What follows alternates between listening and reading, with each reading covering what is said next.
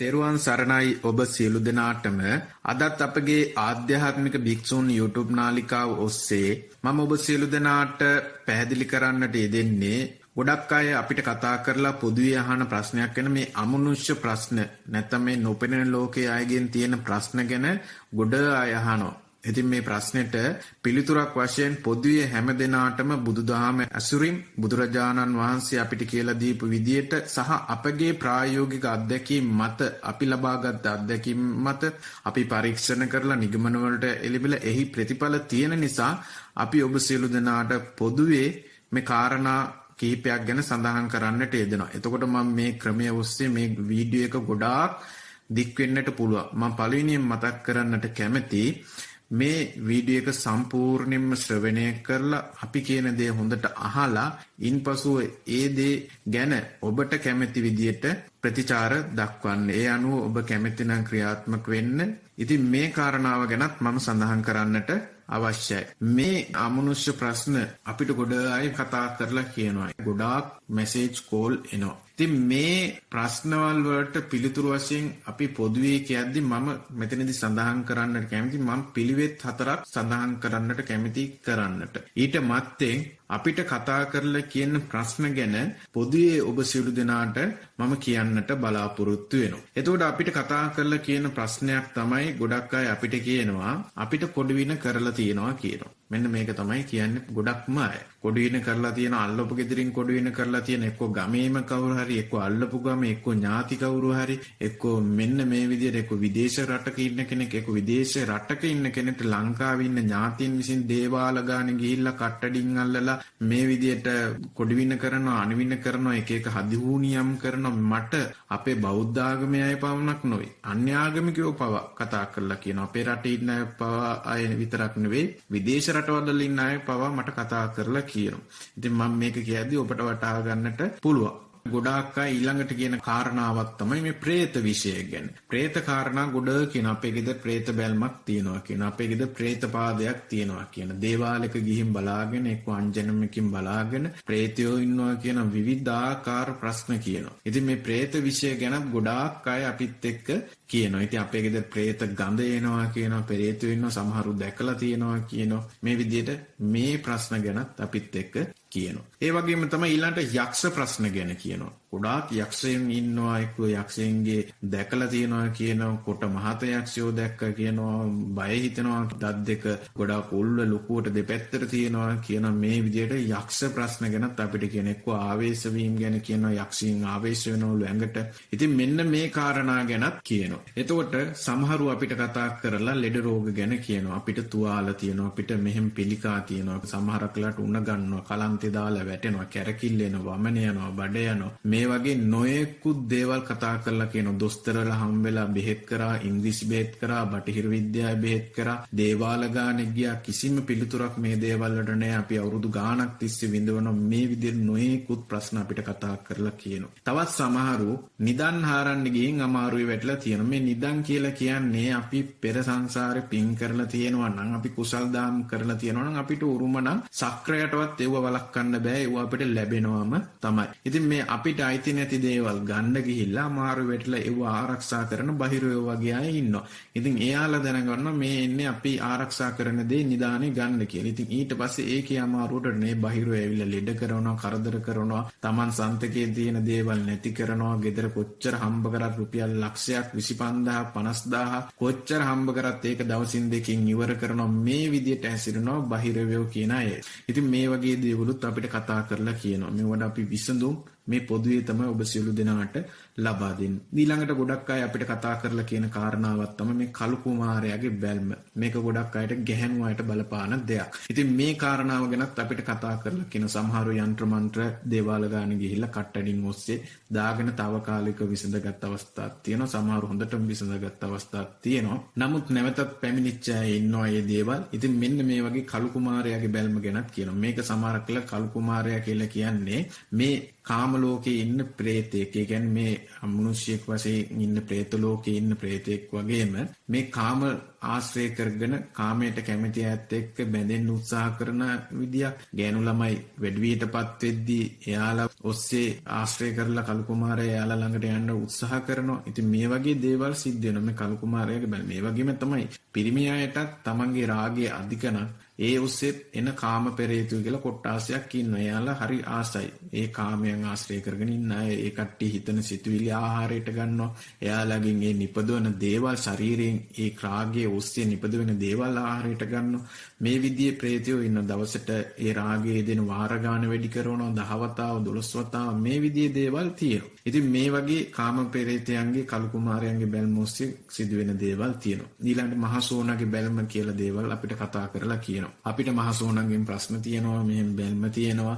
මේ වගේ දේවල් අපිට ගොඩ කතා කරලා කියනවා. ඊළඟට ගොඩක් අය කියන කතාවක් තමයි අපිට සමහර දේවාල වලින් දිගින් දිගටම කොඩි වින කරනවා, අණවින කරනවා, මෙන්න මේ විදිහට කරනවා, හදිහුණියම් කරනවා. අර ඉස්සෙල්ලම මුලින්ම සඳහන් කරා වගේම. ඉතින් මේ දේවාල වලින් එන ප්‍රශ්න වලට නිතර ඔය සමහරක් දේවාල වල අය ඉන්නවා. තමන් ගාව තියෙන මන්ත්‍ර ශාස්ත්‍ර හදාරලා බලන්නට.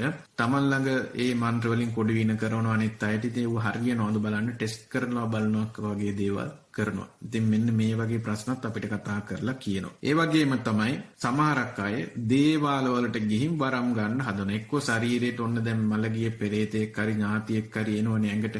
අපි හොඳ ආකාරම දන්න බුදුන් වහන්සේ දේශනා කරනවා. ගොඩක් අය දැන් ඔය එක එක දෙවිවරුන්ගෙන් නම් සූනියන් දෙයියන්ගේ විෂ්ණු දෙයියන්ගේ කතරගම දෙවියන්ගේ පත්තින් මෑණියන්ගේ වරම් කියලා තමයි පාවිච්චි කරන්නේ. හැබැයි මේ දෙවිවරුන්ගේ වරම් නෙවෙයි මේ එන්නේ. ඔබ හොඳට ඒක මතක තියාගන්නට ඕනේ. මේ දෙවිවරු අපේ ශරීරයට කැමතිවත් නැහැ. මොකද අපි උනත් දැන් කැමතිද টয়ලට් වලකට? නෑ. එයාලා টয়ලට් වලක් වගේ තමයි දකින්නවා කියන්නේ මනුස්ස ලෝකේ. බුදුරජාණන් වහන්සේ මේක ත්‍රිපිටකය තුල දේශනා කරන අටුවාව තුල එහෙම සඳහන් වෙනවා. මේ මනුස්ස ලෝකේ ඇවිල්ලා අසූචි ගොඩක් වගේ දෙව්වරුන්. ඉතින් මේ අසූචි ගොඩක් වගේ වුණ වෙන මේ මනුස්ස ලෝකේ අපේ මේ ශරීරයත් ඇවිල්ලා තනිකරම අසූචි කියලා. මොකද දෙව්වරුන්ගේ ශරීරවල ඇවිල්ලා අසූචි නෑ. එයාලගේ ඇවිල්ලා දිව්‍යමය කයවල් තියෙන ශරීරවල් තියෙන. ඒ කට්ටියට එහෙ තියෙන්නේ දුක් විදියට සඳහන් වෙන්නේ අභිධර්මයේ තුල මේ සතුටයි දුකයි කියන දෙක විතරයි තියෙන. හිතේ තියෙන ගැටලු විතරයි. ශාරීරික කිසිම ලෙඩක් නැහැ. එයාලගේ ශරීර සියුම්. එතකොට ආහාර ගැනීමදී ඒ දිරවන දේවල්, ඒ වගේ දේවල් අපේ මනුස්ස ලෝකේ වගේ එයාලගේ නැහැ. ඒක තමයි පින කියලා කියන්නේ. ඉතින් මෙච්චර හොඳ දෙව්වරු ඇවිල්ලා අපේ ශරීරයට වැහෙයිද? නැහැ. කිසිම හේතුවක් නැහැ එහෙම වැහෙන්නේ. වැහෙනවා නම්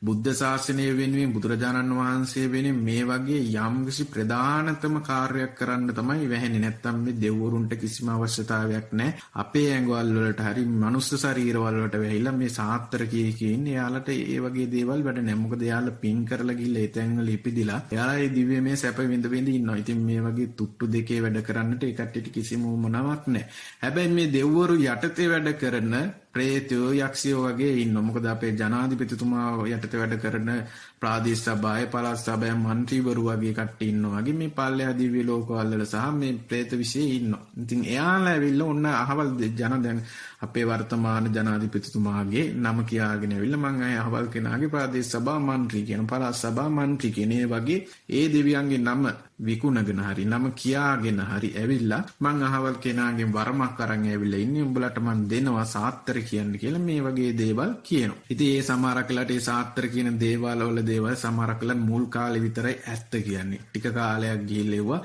බොරු වෙනවා. ඒවා ඊට පස්සේ එතනින් මුල් කාලේ හොඳට සෙනගෙනවා.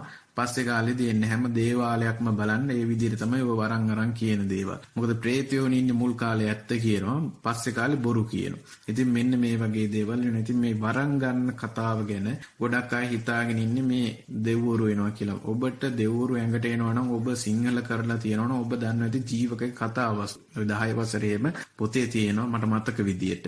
ඉතින් ඒ මේ ජීවක කතාවස්තු වුණත් බුදුරජාණන් වහන්සේ කෙනෙක්ට උපස්ථාන කරන්න පෞද්ගලික වෛද්‍යවරයව බවට පත් වෙන්න අපේ ජනාධිපතිතුමන්ට අනිත් එක එක മന്ത്രിවරුන්ට පෞද්ගලික වෛද්‍යවරු ඉන්නවා වගේ මේ බුදුරජාණන් වහන්සේ වෙනුවෙනුත් පාරමී පුරාගෙන ආපු කෙනෙක් තමයි ජීවක කියන්නේ. ඉතින් ජීවකටත් ඉගැන්වුවේ ජීවකගේ ගුරුවරයාගේ ශරීරයේ ඇතුළට ඇවිල්ලා සක්‍රදේවේන්ද්‍රයා තමයි ඇවිල්ලා ඉගැන්නේ. හැබැයි සක්‍රදේවේන්ද්‍රයා ඒ උගන්වද්දී අවුරුදු 14ක් උගන්වන්න ඕනේ දේවල් අවුරුදු 7ක් තුල ඉගෙනනවා. මෙන්න මේ කතාවස්තු හොඳට කියවලා බලන්න ඕබලා. මම මෙතන කෙටියෙන් සඳහන් කරන්නේ. ඉතින් මේ අවුරුදු 7කින් කෙටියෙන් උගන්වපු අවස්ථාවේ ඒ ගුරුවරයා කල්පනා කරනවලු ඒ ඇතුළේ ඉඳන් මේ මංවත් දන්නේ නැති දේවල් ලෙඩ රෝග වලට බෙහෙත් පැලැටි කියලා දෙන්නේ කියලා ඒ ගුරුවරයා හිතනවලු කල්පනා කරනවලු. මෙන්න මෙහෙම සිහියක් තියෙනවා. මේ ඔයාලා මේ දේවල් වල ගිහිල්ලා ආවේශ වෙනවල බලන්න ඔළුව කඩාගෙන කොණ්ඩේ කඩාගෙන ප්‍රේතෝ අහගෙන අන්තිමට මතකත් නැහැ කුකුලොත් පණ පිටින් කනවා. ඒ අමනුෂ්‍ය වෙහුණාම තමයි එහෙම වෙන්නේ. සමහරක් වෙලාවට අමුයින් තියෙන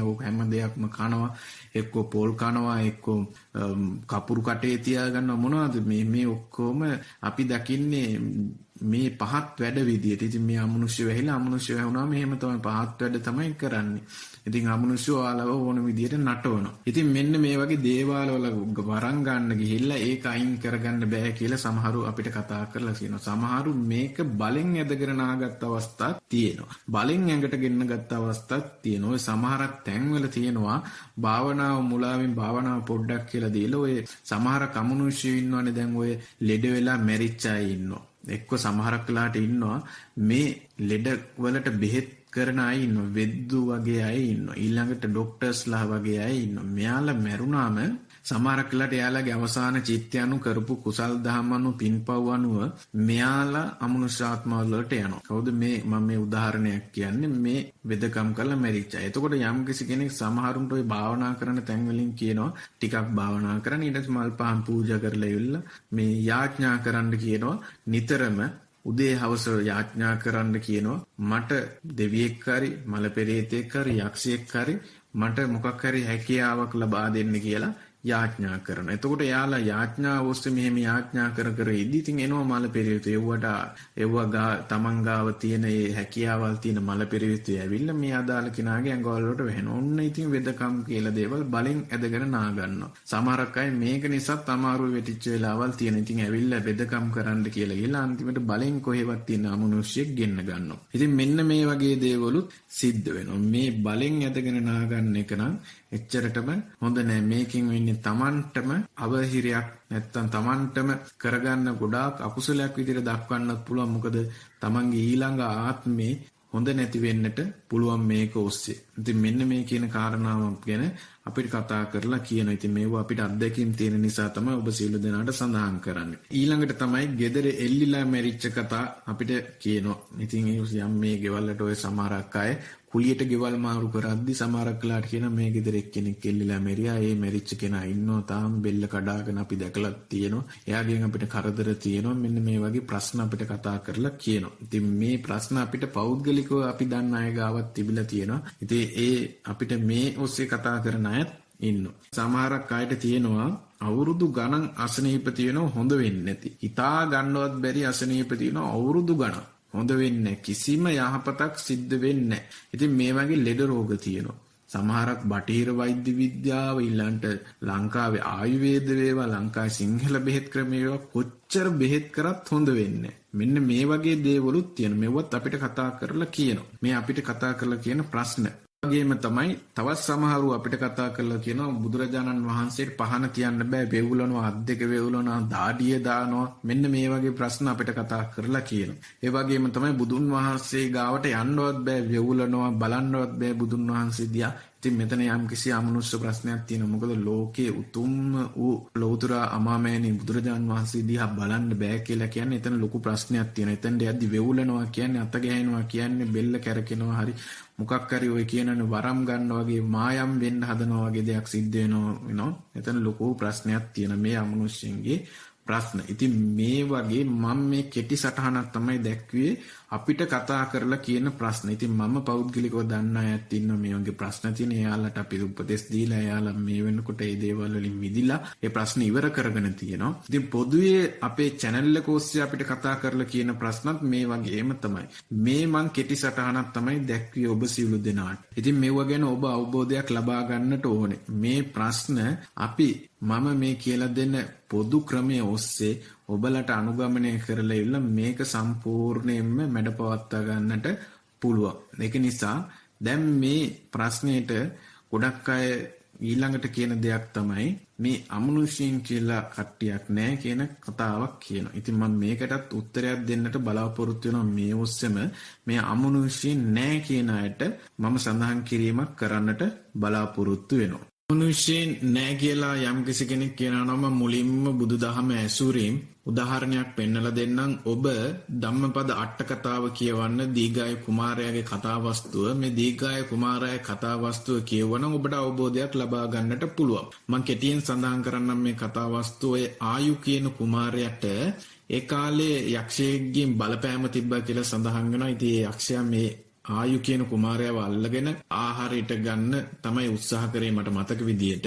ඉතින් මේ උත්සාහ කරාට පස්සේ බුදුරජාණන් වහන්සේ මේක වැළැක්වුවා. ඒ කොහොමද වැළැක්ුවේ? බුදුරජාණන් වහන්සේ ඇතුළු මහා සංඝරත්නය වැඩම කරලා දින 7ක් රතන සූත්‍රය විතරක් සජ්ජායනා කරා කියනවා. මෙන්න මේ කාරණාවෙන් මේ ආයු කියන කුමාරයාගේ අමනුෂ්‍ය බලපෑම අයින් වෙලා ආයු කියන කුමාරයාට ඉන්පසු එතනින් ඒ ආයුෂ කෙටි වෙලා තිබ්බේ පෙර සංසාරේ කරපු අකුසලයක් නිසා තමයි ඒ සිද්ධ වුනේ. ඉතින් මෙන්න මේ ආයුෂ දික්වීමක් සිද්ධ වුණා කියන ඒ දින 7න් පස්සේ ඊට පස්සේ දීඝායු කියන නම වැටුණා කියලා සඳහන් වෙනවා. ඉතින් මේ කතාව මම මේ සඳහන් කරේ කෙටියෙන්. ඉතින් මේක ඔබ ධම්මපද අට කතාව අරගෙන කියවන්න. කියවුණාට පස්සේ මේ අමනුෂ්‍යයෙන් නැහැ කියන එක ඔබට වටහා ගන්න පුළුවන්. ඉතින් ඊළඟට මම සඳහන් කරන්නට කැමතියි යම් කිසි කෙනෙක් අමනුෂ්‍ය නැහැ කියලා කියනවා නම් ඉතින් ඒකට පදනමක් හේතුවක් තියෙනවා. දැන් අපි නිවන් දකින්නේ මේ සංසාරේ දුකින්ද. සංසාරේ මොකද්ද දුක්ඛත්තේ? අපි දන්නවා භවතල 31ක් කියලා දෙයක් තියෙනවා. මේ මනුස්ස ලෝකයයි. ඊළඟ දිව්‍ය ලෝක 6යි. බ්‍රහ්ම ලෝක 20යි. එතකොට ඊළඟට සතර අපායයි 4යි. එතකොට 31 තලයක්. මේකට සක්වලක් කියලා කියනවා. ඉතින් මේ 31 තලයේ මේ සතර අපාය කොටස මොකද්ද තියෙන්නේ? එක කොටසක් මේක ඇවිල්ලා තියෙනවා නිරය, പ്രേත, අසුර, ඒ වගේම තිරිසන් කියලා කොටස් 4ක් තියෙනවා. ඉතින් මේ പ്രേත කියන්නේ කවුද? പ്രേත කියන්නේ අමනුෂ්‍යෝ. මේ කට්ටිය පව්කම් කරලා කර්මයේ එක කර්ම දේවල් කරලා මේ කට්ටිය අමනුෂ්‍ය ආත්මවල වලට වැටිලා තියෙනවා. ඉතින් මේක තමයි මේ කර්මය. ඉතින් ඒ කට්ටිය සමහරව ඇවිල්ලාට වද දෙනවා, සමහරුන්ට පේනවා. ඉතින් මේ වගේ නොයෙකුත් දේවල් කියන මම මේ ගැන ඉස්සරහදී ඔබට සඳහන් කරන්නම් මේ දේවල් ගැන. එතකොට මේ ගොඩක් අය මේක මේ අමනුෂ්‍යයන් නැහැ කියන ප්‍රධානම පදනම මොකද්ද? මේ හොල්මන් කියන වචනයයි අමනුෂ්‍යයන් කියන වචනයයි පටලගෙන තියෙනවා. ඉතින් මේ හොල්මන් කියනවා සමහරු අර්ථකථනය කියනවා හෙල්ලෙන මනස කියලා අර්ථකථනය දෙනවා. ඉතින් අපිට කියන්න තියෙන්නේ මේ අමනුෂ්‍යයන් හොල්මන් කියලා කියන්නේ මේ ඔබම තමයි. ඔබේම අය තමයි මේ මිනිස්සු මැරිලා කරන පින්පව් අනුව අකුසල් අනුව මේ චුතිසිතට අහු වෙන දේවල් අනුව ගිහිල්ලා උත්පත්ති ලැබුවට පස්සේ කරන ලද දේවල් තමයි මේ තියෙන්නේ. ඉතින් එයාලම නැත්තම් අපි මේ සංසාරෙන් අර මම ඉස්සෙල්ලා සඳහන් කරා වගේ අපිට නිවන් දකින්න කිසිම අවශ්‍යතාවයක් නැහැ. මේ සංසාරේ දුක ඒක තමයි. අපි ඇවිල්ලා මේ එක දුක්ඛය තමයි මේ සතර පායට වැටීම. ඉතින් අපි එහෙනම් නිවන් දකින්නට අවශ්‍යතාවයක් නැහැ. මේ හිතේ දුක සතුට පමණක් නෙමෙයි. මේ සංසාර ගමන ඉවරයක් නැහැ. දිව්‍ය ලෝකවල වල ඉපදෙනවා, අපායවල වල ඉපදෙනවා, සතර පායට වැටෙනවා, අමනුෂ්‍ය වෙලා ඉපදෙනවා, ඊළඟ වෙනසක් වල ඉපදෙනවා. මේ ගමන දුකින්ද තමයි අපි මේ දේවල් වල ඉපදෙන්නේ. ඉතින් මේක නිසා ඉතින් යම් කිසි කෙනෙක් අමනුෂ්‍ය නැහැ කියලා කියනවනම් ඔහු එතනම ඒකාන්තයකට පැමිණෙලා. ඉතින් මේක රේරුකාණේ හඳුරන්ගේ චතුරාර්ය සත්‍ය පොත කියවන උන්වහන්සේක ප්‍රකාශ කරලා තියෙනවා. ඒ දුක්ඛ ගැන චතුරාර්ය සත්‍ය ගැන කියලා දෙද්දි මේ සතර අපායවල ගැන පැහැදිලි කරලා දෙනවා. ඉතින් ඒක කිව්වම ඔබට වටහා ගන්නට පුළුවන්. ඉතින් මෙව වටහා ගන්න. මෙව වටහා ගන්න නැතුව අමනුෂ්‍ය නැහැ කියන අන්තිමට දැන් ගොඩක් අය හිත විතරක් දියුණු කරන අය කර්මයේ විශ්වාස කරන්නේ නැති අය ඉන්නවා.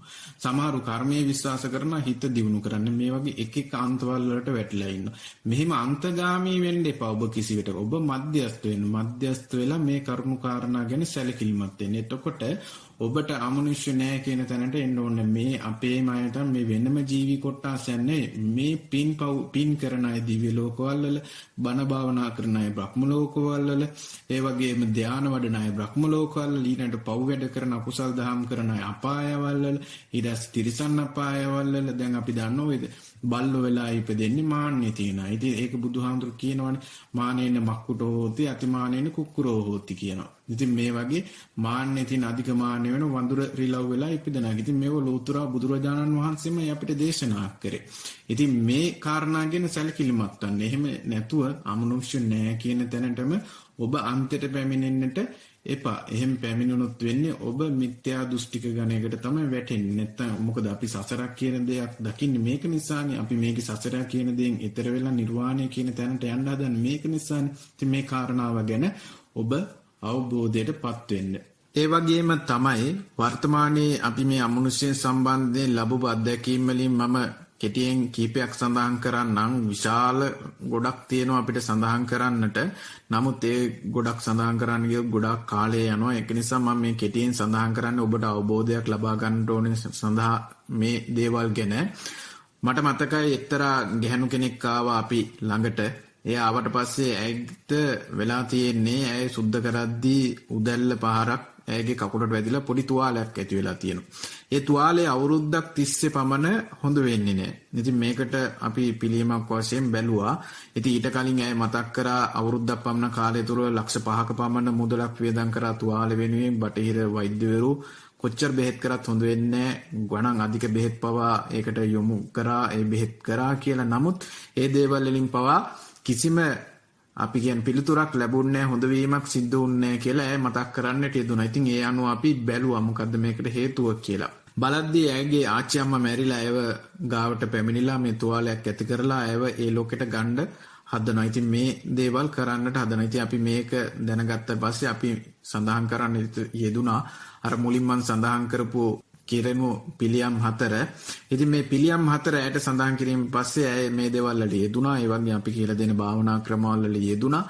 ඒ අනුව ඇයට මේ වෙනකොට තුවාලය හොඳ වෙලා තියෙනවා. ඉතින් මෙන්න මේ එක උදාහරණයක් පමණයි මේ සඳහන් කරන්නට යෙදුනේ. ඒ වගේම සමහරු මට කතා කරලා තියෙන අවුරුදු 30 40 සමහරක් අයට ප්‍රශ්න එක දිගට ඉපදිච්ච දවසේ ඉඳන් කිව්වොත් ඒත් නිවැරදි. ඒ තරම් අමනුෂ්‍ය ප්‍රශ්න, ලෙඩ රෝග වල ප්‍රශ්න සමහරක් අර මම මුලින්දිම අපිට කතා කරන්න හේතු සඳහන් කරද්දී ඒ ප්‍රශ්න කියන දේවල් වලින් ඇතිවෙච්ච දේවල් ගැන මම සඳහන් කරද්දී මේ වගේ නොයෙකුත් ආකාර ප්‍රශ්න කියන ඉතින් මේ වර්තමානයේ කෙටි සඳහන් සමහරක් අයට ගුරුකම් කරලා එවනවා මෙන්න මේ දේවල් ගැන. දැන් සමහරක් පිටරටවල වල ඉන්න අයගේ අපි මේ පිළිවෙත් අතර කියලා සමහරක් වෙලාට ඒ අමනුෂ්‍ය අයින් කරලා දැන් මේ පිටරටවල ඉන්න විදේශිකයන් පවා මැරිලා යක්ෂයෝ වෙලා ඉපදිලා. ඉතින් ඒ ගෙවල් වලට අරක්ගෙන ඉන්නවා. එයාලා ඒවට ආසාවෙන් ඉන්නේ. එයාලට ධර්මයේ ගැන අවබෝධයක් නැහැ. මේ ඇලීම ගැටීම ගැන බුදුන්ගේ දර්ශනය ගැන අවබෝධයක් නැහැ. ඒක නිසා මේ කියන කාරණාවල් ගැන අපි සඳහන් කරලා දීලා මේ වගේ අමනුෂ්‍යයෙන් අයින් කරපඩ ඒ පිළිවෙත්තල යෙදෙන්න ඕන විදිය අපි කියලා දුන්නා. මේ වගේ නොයෙකුත් කාරණා තියෙනවා. තවත් සමහරක් කෙනෙක්ට පිළිකා වගේ රෝග තියෙනවා. මේ පිළිකාව ඇති කරලා තියෙන්නේ අමනුෂ්‍යෙක්. ඉතින් මේ පිළිවෙත්තල යෙදෙද්දි සමහරුන්ගේ පිළිකා කියන රෝගේ අයින් වෙලක් තිබුණා. ඉතින් මේ වගේ සමහරක් දේවල් තියෙනවා අපිට සඳහන් කරන්න ගියොත් ගොඩාක් කාලය යනවා. ඉතින් මේ වගේ දේවල් තියෙනවා. ඉතින් මේක ගැනත් ඔබ අවබෝධයට පත් වෙන්න. දැන් මම ඔබට සඳහන් කිරීමක් කරන්නම් මේ අමනුෂ්‍යයෙන් වෙලා ඉපදෙන්නේ ඇයි කියලා මේ කාරණාව සම්බන්ධයෙන් සඳහන් කිරීමක් කරන්න. දැන් අපි ඔය പ്രേතවත්තු අට කතාව එහෙම කියවුවොත් ඔබට වටහා ගන්නට පුළුවන් මේ പ്രേතවත්තු අට කතාවේ එහෙම තියෙනවා මේ ගොඩක් අය මේ ලෝභකම නිසා ප්‍රේතයෝ වෙලා ඉපදුනා. මේ പ്രേතවත්තු අට කතාව කියන්නේ તો ත්‍රිපිටක තුලක් තියෙන බුද්ධ ජයන්ති ත්‍රිපිටකයේ තුල പ്രേතවත්තු විමානවත්තු කියලා තියෙන. මේකත් ඔබ කියවන්න. මේක කියවද්දී ඔබට වටහා ගන්නට පුළුවන්. මේ ගොඩක් අය අමනුෂ්‍ය වෙලා ඉපදෙන්න හේතුව තමයි මේ පස්පව් කිරීම. නැත්තම් මේ පන්සිල් පද පහ රකින්නේ. එතකොට මේක හේතුවක් වෙනවා. එතකොට මේ පන්සිල් පද පහ නොරකීම තුල අපායට යනවා, සතර අපායට වැටෙනවා. ඊළඟට මේ සිත, කාය, වචන යන තුන් දොරම සංවර නැහැ. ඉතින් මේ කාරණා නිසා අනිවාර්යයෙන්ම අමනුෂ්‍යාත්ම කියන දෝවල් තුලට පත් වෙන. ඒකයි බුදුරජාණන් වහන්සේ ওই සම්නිත්ත නිකාය තුල නිකසිකා කියන වර්ගය තුල උගන්වලා තියෙන්නේ අපිට. අපි ඔබ අහලත් ඇති නියපිණ්ඩට ගන්න පස්පිඩ තරම් ප්‍රමාණයක් තමයි මේ සුගතිය කරා යන්නේ කියලා. ඉතින් මේක විවිධ විදියට බුදුහාමුදුරු උපමා කරලා තියෙනවා. ඉතින් ඒ වගේ තමයි ඒ මිනිස්සුන්ගේ ක්‍රියාකලාප අනුව දැන් හිතන්න උදාහරණයක් විදියට මම කාරණා කීපයක් සඳහන් කරනවා. මේ මනුස්ස ලෝකයේ යම් කිසි කෙනෙක් මැරකම් කරන, මනුස්ස ඝාතන කරන, සත්ත්ව ඝාතන කරන, මේ තව සත්ත්වෙක්ගේ ඝාතනයක් කරන කෙනෙක්, මනුස්සයෙක් මරණ කෙනෙක් මොහුට කර්මයේ විපාක දී යුතුයි. ඉතින් මෙයා ගොඩක් ලාට යක්ෂ ආත්මවල ඉපදෙනවා. එක්ක පෙරේත ආත්මවල ඉපදෙනවා. මේ වගේ අකුසල් වඩවන, අකුසල් පිරිච්ච, අකුසල් වලට විපාක දෙන එක්ක සතර අපායන් එකක මේ උත්පත්තිය ලැබනවාම තමයි. ඉතින් මේ කාරණාව වෙනවා. එක්ක අංග විකල වෙලා ඉපදෙන මොන හරි කර්මයේ මේක විපාක දෙනවාම තමයි මේ එක දෙයක්. ඊළඟට ගොඩක් අය සමහරක් අය දන්නේ නැතුව ඇති මේ එක එක අය ඉන්නවා. දැන් මේ කෑම වලට ආසාවෙන් සමහරක් කෙනෙක් මේ එළවලු වලට ආසාවෙන් මැරෙනවා. අපි හිතමු චුතිසිතනේ අපි දන්නවනේ අභිධර්මයට අනුව අවසාන සිත. එතකොට මේ චුතිසිතට අහු වෙනවා මේ පොළොස් මැල්ලුමක් හරි මොකක් හරි එළවලුවක්. මේ එළවලුව වුණා මේකට ආසයි මැරෙන්න ගිහිල්ලා පොළොස් ගහේ පෙරේතෙක් වෙලා ඉන්න. ඇයි මේ ඇලීම නිසා.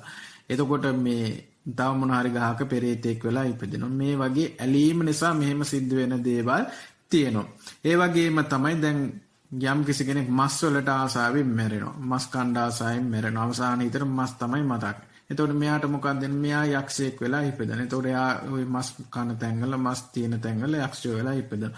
ඒකයි ඔය වැහිලා ඉවරලා මස් එහෙම ඉල්ලන්නේ. එතකොට පෙරේත වෙලා ඉපදනාන ඔය පෙරේත જાති ඉල්ලන්නේ, පොල් ඉල්ලන්නේ, මඤ්ඤොක්කා ඉල්ලන්නේ, එක දේවල් ඉල්ලන්නේ. ඒ පෙරේත ආත්මවල අකුසල් විඳවන ආකාරය. ඉතින් මෙන්න මේ දේවල් ගැන අපි වටහා ගැනීමක් සිද්ධ කරගත යුතුයි. එතකොට මේ අමනුෂ්‍ය වෙලා ඉපදෙච්ච අය සමහරක් වෙලාවට දරුවන්ට ආසාවෙන් ඉපදෙනවා. අවසාන මොහොතේ අනේ මට මගේ දරුවා අතහැරලා යන්න බෑ, මගේ ඉඩ කඩන් අතහැරලා යන්න බෑ. මොකද සිද්ධ වෙන්නේ? අන්න ඉඩම් වල බහිරය වෙලා ඉපදෙනවා. එක්ක ඉඩම් වල පෙරේතය වෙලා ඉපදෙනවා. දරුවන්ගේ හිසේ උකුණෙක් හරි වෙලා ඉපදෙනවා. මොකද්ද මේ ඇලීම නිසාමයි මේක සිද්ධ වෙන්නේ. ඉතින් මේ කාරණාව ගැන වැටහීමක් ලබා ගන්නට ඕනේ. මෙන්න මේ විදියට ඉපදෙන අවස්ථාවල් තියෙනවා. ඉතින් ඔබ මේක වටහා ගන්නට ඕනේ. මේ හැම දෙයක්ම මේකයි බුදුරජාණන් වහන්සේ සිත, කය, වචනය යන තුන්දරම සංවර කරගත්තේ. මේ කය විතරක් සංවර කරගන්න කිව්වෙත් නෑ, වචනය විතරක් තුනම තමයි සංවර කරගන්න කිව්වේ. මොකද මේ හිතෙන් ඇති වෙන දේවල් ගොඩ දේවල් තියෙනවා. ඉතින් මේ කාරණාව ගැන වටහා ගන්නට ඕනේ. එතකොට මේ අමනුෂ්‍යෝ මේ වෙලා ඉපදෙන්න හේතු තමයි මේවා. ඔබ പ്രേතවත්තු, විමානවත්තු මේ අට කතාවල් කියවන්නේ. එතකොට මේ අමනුෂ්‍ය වෙලා ඉපදෙන්න හේතු ඔබට වටහා ගන්න පුළුවන්. අපි දන්නවා මුගලන් මහරහතන් වහන්සේ අපායට, දිව්‍ය ලෝකෙට වැඩමලා ඉල්ල මනුස්ස ලෝකෙට ඇවිල්ලා කිව්වා අහවල් කෙනා අහවල් තැන ඉපදිලා ඉන්නවා, මෙහෙම ඉන්නවා කියලා කිව්වා. ඉතින් මේවා ගැන ඔබ වටහා ගන්න. මේවා අසත්‍ය දේවල් නෙවෙයි, සුරංගනා කතා නෙවෙයි. ඉතින් මේවා කියවලා ඉවරලා ඔබ අවබෝධයක් ලබාගෙන මේවට ඒ විදිහට ප්‍රතිකර්ම කරන්න, ඒ විදිහට හැසිරෙන්න. බුදුදහම අනුව බුදුරජාණන් වහන්සේ දේශනා කරපු විදිහට මේ බුදුදහම තුළ බණ භාවනාව කරමින් සිත, කය, වචනේ සංවර කරගෙන මේ හැසිරෙන්න. ඒක තුලින් ඔබට අවබෝධයක් ලබා ගන්නට පුළුවන්. ඔබට අනිවාර්යයෙන්ම සුබදායි ප්‍රතිඵල ලැබෙනවා. කේලම් කියන අය, ඊළඟට පරුස වචන කියන අය, මේ විදිහට එක එක දේවල් තියෙනවා. එතකොට සුරාපානය කරන අය, දැන් මේ මම ඉන්න ප්‍රදේශය තුල වුණත් බැලුවොත් එහෙම සුරාපානේ අධිකයි. රා කියන දේවල් අධිකයි. ඉතින් මේ රා කියන දේවල් අධික නිසා මේ රා බීලා මැරිච්ච කෙනෙක් ඉන්නවා මේ පල්ලෙහාට වෙලා යක්ෂයෙක් වෙලා ඉන්නවා. ඔහු මේ වෙනකොට කොට මහත යක්ෂයෙක් වෙලා ඉන්නවා. රා බීලා එන අයගේ ඇඟවල් වලට වැහෙනවා. බීලෙවිලා ඒ ඇඟවල් වලට වැහෙනවා කියන්නේ ඔහුගේ ඇඟට පැනලා ඒ ඔහුගේ ඇඟේ තියෙන ශරීරයේ තියෙන මත්ද්‍රව්‍ය නැත්තම් මේ රා කියන කොටස අරගෙන ඉල්ල ඔහුත් මත් වෙනවා. මේ යක්ෂයාගේ ස්වභාවය එහෙම. ඉතින් මොකද මේ අවසාන මොහොතේ රා බීලා ජීවිත කාලෙම හිටපු කෙනෙක් මේ රා බීලා තමයි ඒ රා කියන දේ තමයි අවසාන හිතට අහු වෙලා තින්නේ. ඒ අනුව ඉතින් ඒ ප්‍රදේශෙම යක්ෂයෙක් වෙලා ඉපදිලා. ඉතින් රා බීලා එන අයට හරි කැමති ඉදක් ඉදියාලා ගැංගවල වලට පැනලා ඒව බොනවා. ඉතින් මෙන්න මේ විදිහේ ක්‍රියාකලාපක් තියෙනවා. ඉතින් මේක ගැන ඔබ වටහා ගන්න. මෙන්න මේ දේවල් මම මේ කෙටියෙන් සඳහන් කරන්නේ. මේ වගේම තමයි මේ ලංකාව, ලෝකයේ පුරා, විශ්වය පුරා තියෙන ගැටලු. ඉතින් මේ පොදුවේ තමයි මම සඳහන් කිරීමක් කරේ. මේ වගේ ගොඩ දේවල් තියෙනවා. ඉතින් මේ අමනුෂ්‍ය වෙලා ඉපදෙන්න හේතුව ඔබ අනිවාර්යයෙන්ම මේ පන්සිල් පද පහ රකින්න. ඒ වගේම හිත රැක ගන්න. අනුන්ගේ දේවල් හොයන්න යන්න එපා. අනුන්ට ඊර්ෂ්‍යාකම් කරන්නට යන්න එපා. ඒ වගේම මේ ලෝභකම් කරන්නට යන්න එපා. තරහකම් කරන්නට යන්න එපා. මේ යම් කිසි පොතකට වුණත් ආසාවෙන් මැරුණොත් අනිවාර්යෙන් පොත් ගුල්ලෙක් වෙලා හරි ඉපදෙනවා. ගුල්ලෙක් වෙලා හරි ඉපදෙනවා. එතකොට මේ කිසි දෙයකට ආස කරන්නට යන්න එපා. මේකට බුදුරජාණන් වහන්සේ කිව්ව සියලු දේම අත්හරින්න කියලා. මානසිකවත් අත්හරින්න. මේ හැම දේම මානසිකවත් අත්හැරලා ඇලීම ගැටීම කියන දේ නැති කරගන්න.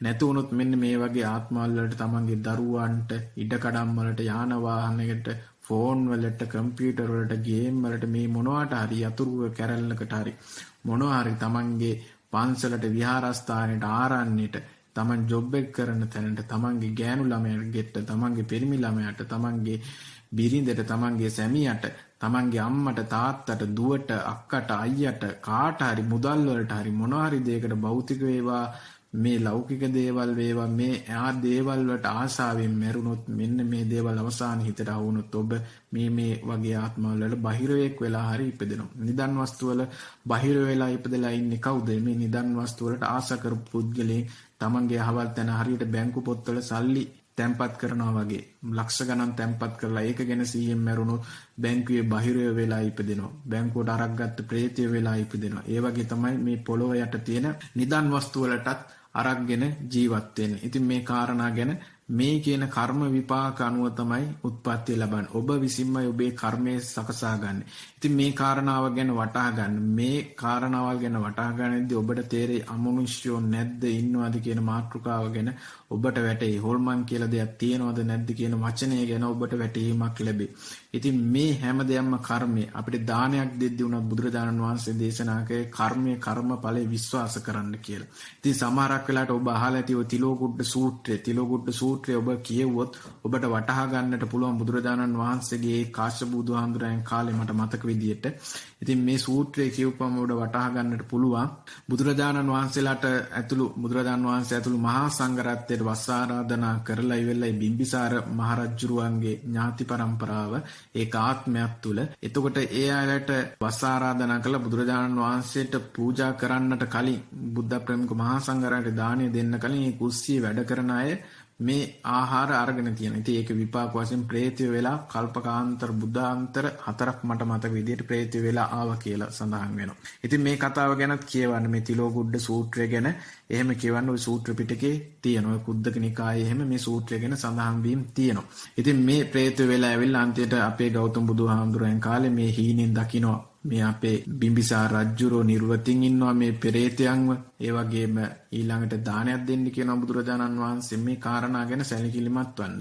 අපි කරන කියන දේවල් අනුව තමයි අපි අමනුෂ්‍ය ආත්මවල ඉපදෙන්නේ. අපි හොඳ ආත්මවල ඉපදෙන්නේ. අපි කරන භාවනා නිවැරදි ක්‍රම අනුව තමයි අපි නිවනටත් යන්නේ. එතකොට මේ කාරණා ගැන අමනුෂ්‍ය වෙලා ඉපදෙන්නේ ඇයි කියන කාරණාව ගැන ඔබට කර්මයේ ආශ්‍රය කෙටි සඳහන් කිරීමක් තමයි මම මේ කරේ. මේක ගැන ඔබට අවබෝධයක් ලැබෙන්නට ඇති. ඉතින් මෙවුවා ගැන හොඳ අවබෝධයක් ලබාගෙන මම ඉදිරියට අපි කළ යුතු පිළිවෙත් ගැන සඳහන් කරනවා. එතකොට මේ දේවල් ගැන අවබෝධයක් ලබා ගත්තා නම් ඔබ නිවැරදිව දැන් මධ්‍යස්ථ පුද්ගලයෙක් බවට ඔබට පත් වෙන්නට පුළුවන්. දැන් මම ඔබට මේ අමනුෂ්‍යන්ගේ ක්‍රියාකලාපය ගැන සඳහන් කරන්න. එතකොට මේක තුලිනුත් ඔබට මේ අමනුෂ්‍යන්ගේ ක්‍රියාකලාපන් තුලින් අවබෝධයක් ලබා ගන්නට පුළුවන්. මේ අමනුෂ්‍යන්ගේ ස්වභාවයල් තමයි දැන් මම ඉස්සෙල්ලා කිව්වා අපේ ඥාති මැරිලා අපි ළඟට එනවා. අපේ ඥාති අපේ අම්මා වේවා ලෝභකමින් මැරිලා දරුවන්ට ආසාවෙන් මැරිලා ඥාති වෙලා එනවා. මෙයාලා ඒ ලෝකවල වලට ගියාට පස්සේ තාමත් අර ආදරය කියන එක තියෙනවා. പ്രേත ලෝකයේ අමනුෂ්‍යෙක් හරි යක්ෂයෙක් හරි වෙලා හිටපන් ගොඩක්ලාට යක්ෂයෝ වෙලා එන්නේ තරහ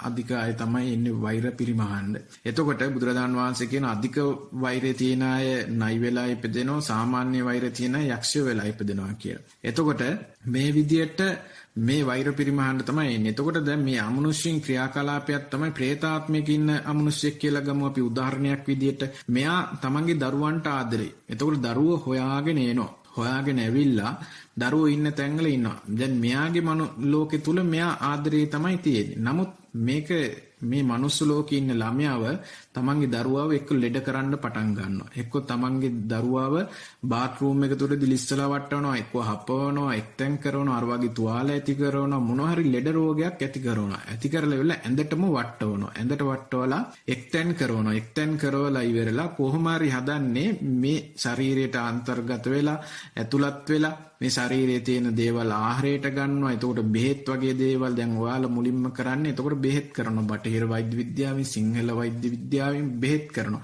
මේ ගන්න බෙහෙත් වල ගුණේ ගන්න දෙන්නේ නැහැ. ශරීරයට ඇතුල් වෙන්න දෙන්නේ මේ අමනුෂ්‍ය විසින්, මේ පෙරේත ආත්ම විසින් ඒව නැති කරවලා දානවා. ඊට පස්සේ ඒව ආහාරයට ගන්න තැනටපත් වෙනවා. යාලා විසින් යාලත් ගන්නවා. මේ දේවල් ආහාරයට අරගෙන යාලා මේ දේවල් විනාශ කරලා දානවා. මේ බලය නැති කරලා දානවා මේ බෙහෙත් වල තියෙන. නැත්තම් මේ වෛද්‍යවරුන්ගේවත් සිංහල වෛද්‍යවරුන්ගේ බටහිර වෛද්‍යවරුන්ගේ තියෙන වැරද්දක් නෙවෙයි. ඉතින් මේ പ്രേත ආත්ම විසින් කරන දේවල් තමයි මේ പ്രേත විතරන්නේ සියලු අමනුෂ්‍ය එහෙම තමයි තමන්ව සොයාගෙන එන. එතකොට මේ විදිහට ඇඟ කෙට්ටු කරනවා, ලෙඩ කරනවා, ආහාර ගන්න බැරි කරනවා, එක්ක පිළිකා වගේ රෝග ඇති කරනවා, එක්ක දරුණු ලෙඩ රෝග ඇති කරනවා. මේ විදිහට මේ දේවල් ඇති කරනවා. දැන් මේකේ කරුණු කියද්දිම ඔබ වටහා ගන්නට ඕනේ මේක අමනුෂ්‍ය විසින් ඇති කරන දේවලුත් තියෙනවා. තමන් සංසාරේ කරලා අකුසල් කරලා ඉවිල්ලා ඒ අකුසල වල විපාක වශයෙන් ඇති වෙන ලෙඩ රෝග තියෙනවා. ඉතින් මේක ගැන ඔබ මධ්‍යස්ථව සැලකිලිමත් විය යුතුයි. කොහොම වුණත් අපි කියන දේවල් ඉදිරියට මේ කියලා දෙන මම පීලා දෙන පිළිවෙත් ඔබ ඕන කෙනෙක්ට මේ කර්මයෙන් හරි අකුසල් තියෙන කෙනෙක්ට හරි අමනුෂ්‍යන්ගෙන් බලපෑම් තියෙන අයට ගැලපෙන ඕන කෙනෙක්ට මේ දේවල් කරන්නත් පුළුවන්. එතකොට මේ අමනුෂ්‍යන්ගේ ක්‍රියාකලාපය මෙහෙම දෙයක්. එතකොට මෙයාලා හදන්නේ මේ ආදරේ ඉඳී මේ මනුස්ස ලෝකේ ඉන්න අය තමන්ගේ ලෝකෙට අරන් එයාලගේ කල්ලිය වැඩි කරන්න. එක සැරයක් මට මතකයි ප්‍රේතයෝ එක කට්ටියක් ගාව හිටිය 35ක් විතර මුළු ඥාති පරම්පරාවම හත්මුතු පරම්පරාවම ඉන්නවා. ඉතින් මට සඳහන් කරන්න තියෙන අර ඉස්සෙල්ලා වගේම බුදුරජාණන් වහන්සේ දේශනා කළා තියෙනවා නිය පිටට ගන්න පස් පිට තරම් ප්‍රමාණයක් තමයි සුගතියේ උප්පත්තිය ලබන්නේ. ඉතින් ඒක ඇත්ත. මොකද මිනිස්සු හැම වෙලේම ලෝභ දේශ මොහ වලින් රාග දේශ මොහ වලින් තමයි ජීවත් වෙන්නේ. අනුන්ට වලකපමින් පන්සිල් පද ආරක්ෂා කරන්නේ දැඩි ලෝභ සහගත ජීවත් වෙද්දී මිනිස්සුන්ට මේ විදිහේ කර්ම විපාක ලබා දෙනවා. ඉතින් මේ කාරණාව ගැන ඔබ සැලකිලිමත් විය යුතුයි. ඉතින් මේ අමනුෂ්‍යන්ගේ ස්වභාවයත්. එතකොට අමනුෂ්‍යන්ට තව ඒ කට්ටියගේ ලෝකෙට අරන් ලෝකේ කල්ලි දැන් අපේ ඥාති පරම්පරාව අපි මනුස්ස ලෝකෙද්දි වැඩි දියුණු කරගන්න හදන වැඩි කරගන්න හදනවා. අහවල අපේ ඥාති කියන්න හදනවා. අහවල් ධනවත් එක්කෙනා අපේ ඥාති වෙනවා නම් හොඳයි කියලා එයා වැඩි කරගන්න හදනවා. ඒ කට්ටියත් ඒ ලෝකවලට ගිහලා අපිට ආදරය කරලා අපේ ඒ කට්ටියගේ ලෝකවලට අරන් ඒ පරම්පරාව වැඩි කරගන්නට හදනවා. ඉතින් ඒ කට්ටියගේ ලෝකෙන් බලපුවාම සාපේක්ෂව බලපුවාම ආදරයක් තමයි තියෙන්නේ. නමුත් මෙතන නොගැලපීමක් තියෙනවා. ඒ තමයි අපේ අය මනුස්ස ලෝකෙ ඉන්නේ. ඒ කට්ටිය අමනුස්ස ලෝකෙ ඉන්නේ. ඉතින් මේක නොගැලපීමක්. ඉතින් ඒ කට්ටියට ඒක වැටහෙන්නේ එයාලා හොඳින් හෝ නරකින් ගන්න හදනවා. හැබැයි ආදරේ නිසා තමයි ගන්න හදන්නේ. ඉතින් ඒක මනුස්ස ලෝකෙ ඉන්න අයට තේරෙන්නේ නැහැ. නමුත් අපි එහෙම කියලා අපි මනුස්ස ලෝකයේ මේ ඉන්න අය මේ പ്രേත ගණයට වැටෙන්න ඕනේ. ඒක සතර අපායන් එකක්නේ. ඒ වගේ අමනුෂ්‍ය ගණයට වැටෙන්නට අවශ්‍යතාවයක් නැහැ. ඒක නිසා මේ දේවල් ගැන සැලකිලිමත් වෙන්න. ඊළඟට අමනුෂ්‍යෝ කියන අය විවිධ ආකල්ප දීලා ඉවරලා දේවාල ගානේ යන්න වැඩ සලස්වනවා. එක්කෝ වරම් කියන තැනට වැඩ සලස්වනවා. මොකද මෙයාලට රැඳෙන්න හේතු අවශ්‍යයි. සාත්‍තර කියන ගණයට වැටෙන්න හදනවා. සාත්‍තර දේවල් අර වරමක් තියෙනවා. ඔයාලා සාත්‍තර කියන්න ඕනේ. මම ඔයාලට උදව් කරනවා. මම මේ ආදරේ හින්දා ඇවිල්ලා ඉන්නේ. මට එක සැරයක් මතකයි. එක ප්‍රේතයක් වැහිලා ඉවරලා කියනවා මම මේ මගේ දුව නිවන් දක්කලා ඉවරලා තමයි මමත් නිවන් දකින්නේ කියලා. ඉතින් ඒක බුදුරජාණන් වහන්සේටවත් කරන්න බැරි වැඩක්. ප්‍රේති කියන මේ අමනුෂ්‍ය කියන අය කට්ටයි අණ්ඩයි කියලා ඔය ආටානාටි සූත්‍රයේ දීඝනිකාය තුල පිරිත් පොත තුල ඔබ කියවොත් සිංහල අර්ථය ඔබට වටහා ගන්නට පුළුවන්. මෙයාලගේ හරි කපටිකම් තියෙනවා. මෙයාලා හරි ඉතින් මේ මනුස්ස ලෝකෙම ඉන්න කපටි අණ්ඩ මිනිස්සුනේ ගිහිල්ලා මේ කර්මයේ පව්කම් කරලා කර්මකම් කරලා මේ කර්මයට අනුව උප්පත්තිය ලැබලා තියෙන. ඉතින් ඒ කපටි ස්වභාවල් ඒ විදියට මෙයාලා තුල තියෙනවා. ඉතින් මේ කාරණා ගැන සැලකිලිමත් විය යුතුයි. මේ විදියට අමනුෂ්‍යන්ගේ ක්‍රියාකලාප තියෙනවා. විවිධාකාරයෙන් තියෙනවා. ඊළඟට දේවාලවල ගුරුකම් කරලා කොඩුවින් අණවින්න කරලා අය කියන විදියට මන්ත්‍රවලට හසු වෙලා ඒ කට්ටියගේ බන්ධනවල තාදන පීඩන නිසා ඇවිල්ලා වද දෙන අවස්ථාවලුත් තියෙනවා. ඉතින් මේ විදියට ඊළඟට අමනුෂ්‍ය අපේ කර උඩේ ඉන්න අවස්ථාවල් තියෙනවා. ඒ කට්ටිය හසුරුව ගන්න හදනවා. ඊළඟ රාගයේ දෙන අයත් එක්ක ඉන්න හදනවා. ඊළඟට දේශයේ අධික තැන්වල ඉන්න හදනවා. තරහව යන අයත් එක්ක ඉන්න හදනවා. මේ විදියට නොයෙකුත් ආකල්ප දරනවා. මේ කට්ටිය ක්‍රියාකලාපයේ මෙන්න මේ විදියට තියෙනවා. ඉතින් මේ විදියට වටහා ගන්නට ඕනේ ඔබ වටහාගෙන මේ අමනුෂ්‍යයන් සම්බන්ධයෙන් තියෙන ගැටලුව निराකරණයට කරගන්න ඕනේ. මේ ක්‍රියාකලාපය ගැන වටහා ගත්තොත් ඔබට මේ කට්ටිය ගැන ඔබට ඉදිරියට කටයුතු කරන්නට පුළුවන්. ඉතින් මේ කියන පිළිවෙත්වල යෙදෙන්නට පුළුවන්. මේ කට්ටියගේ ආකල්ප මේ විදියට තමයි පවතින්නේ.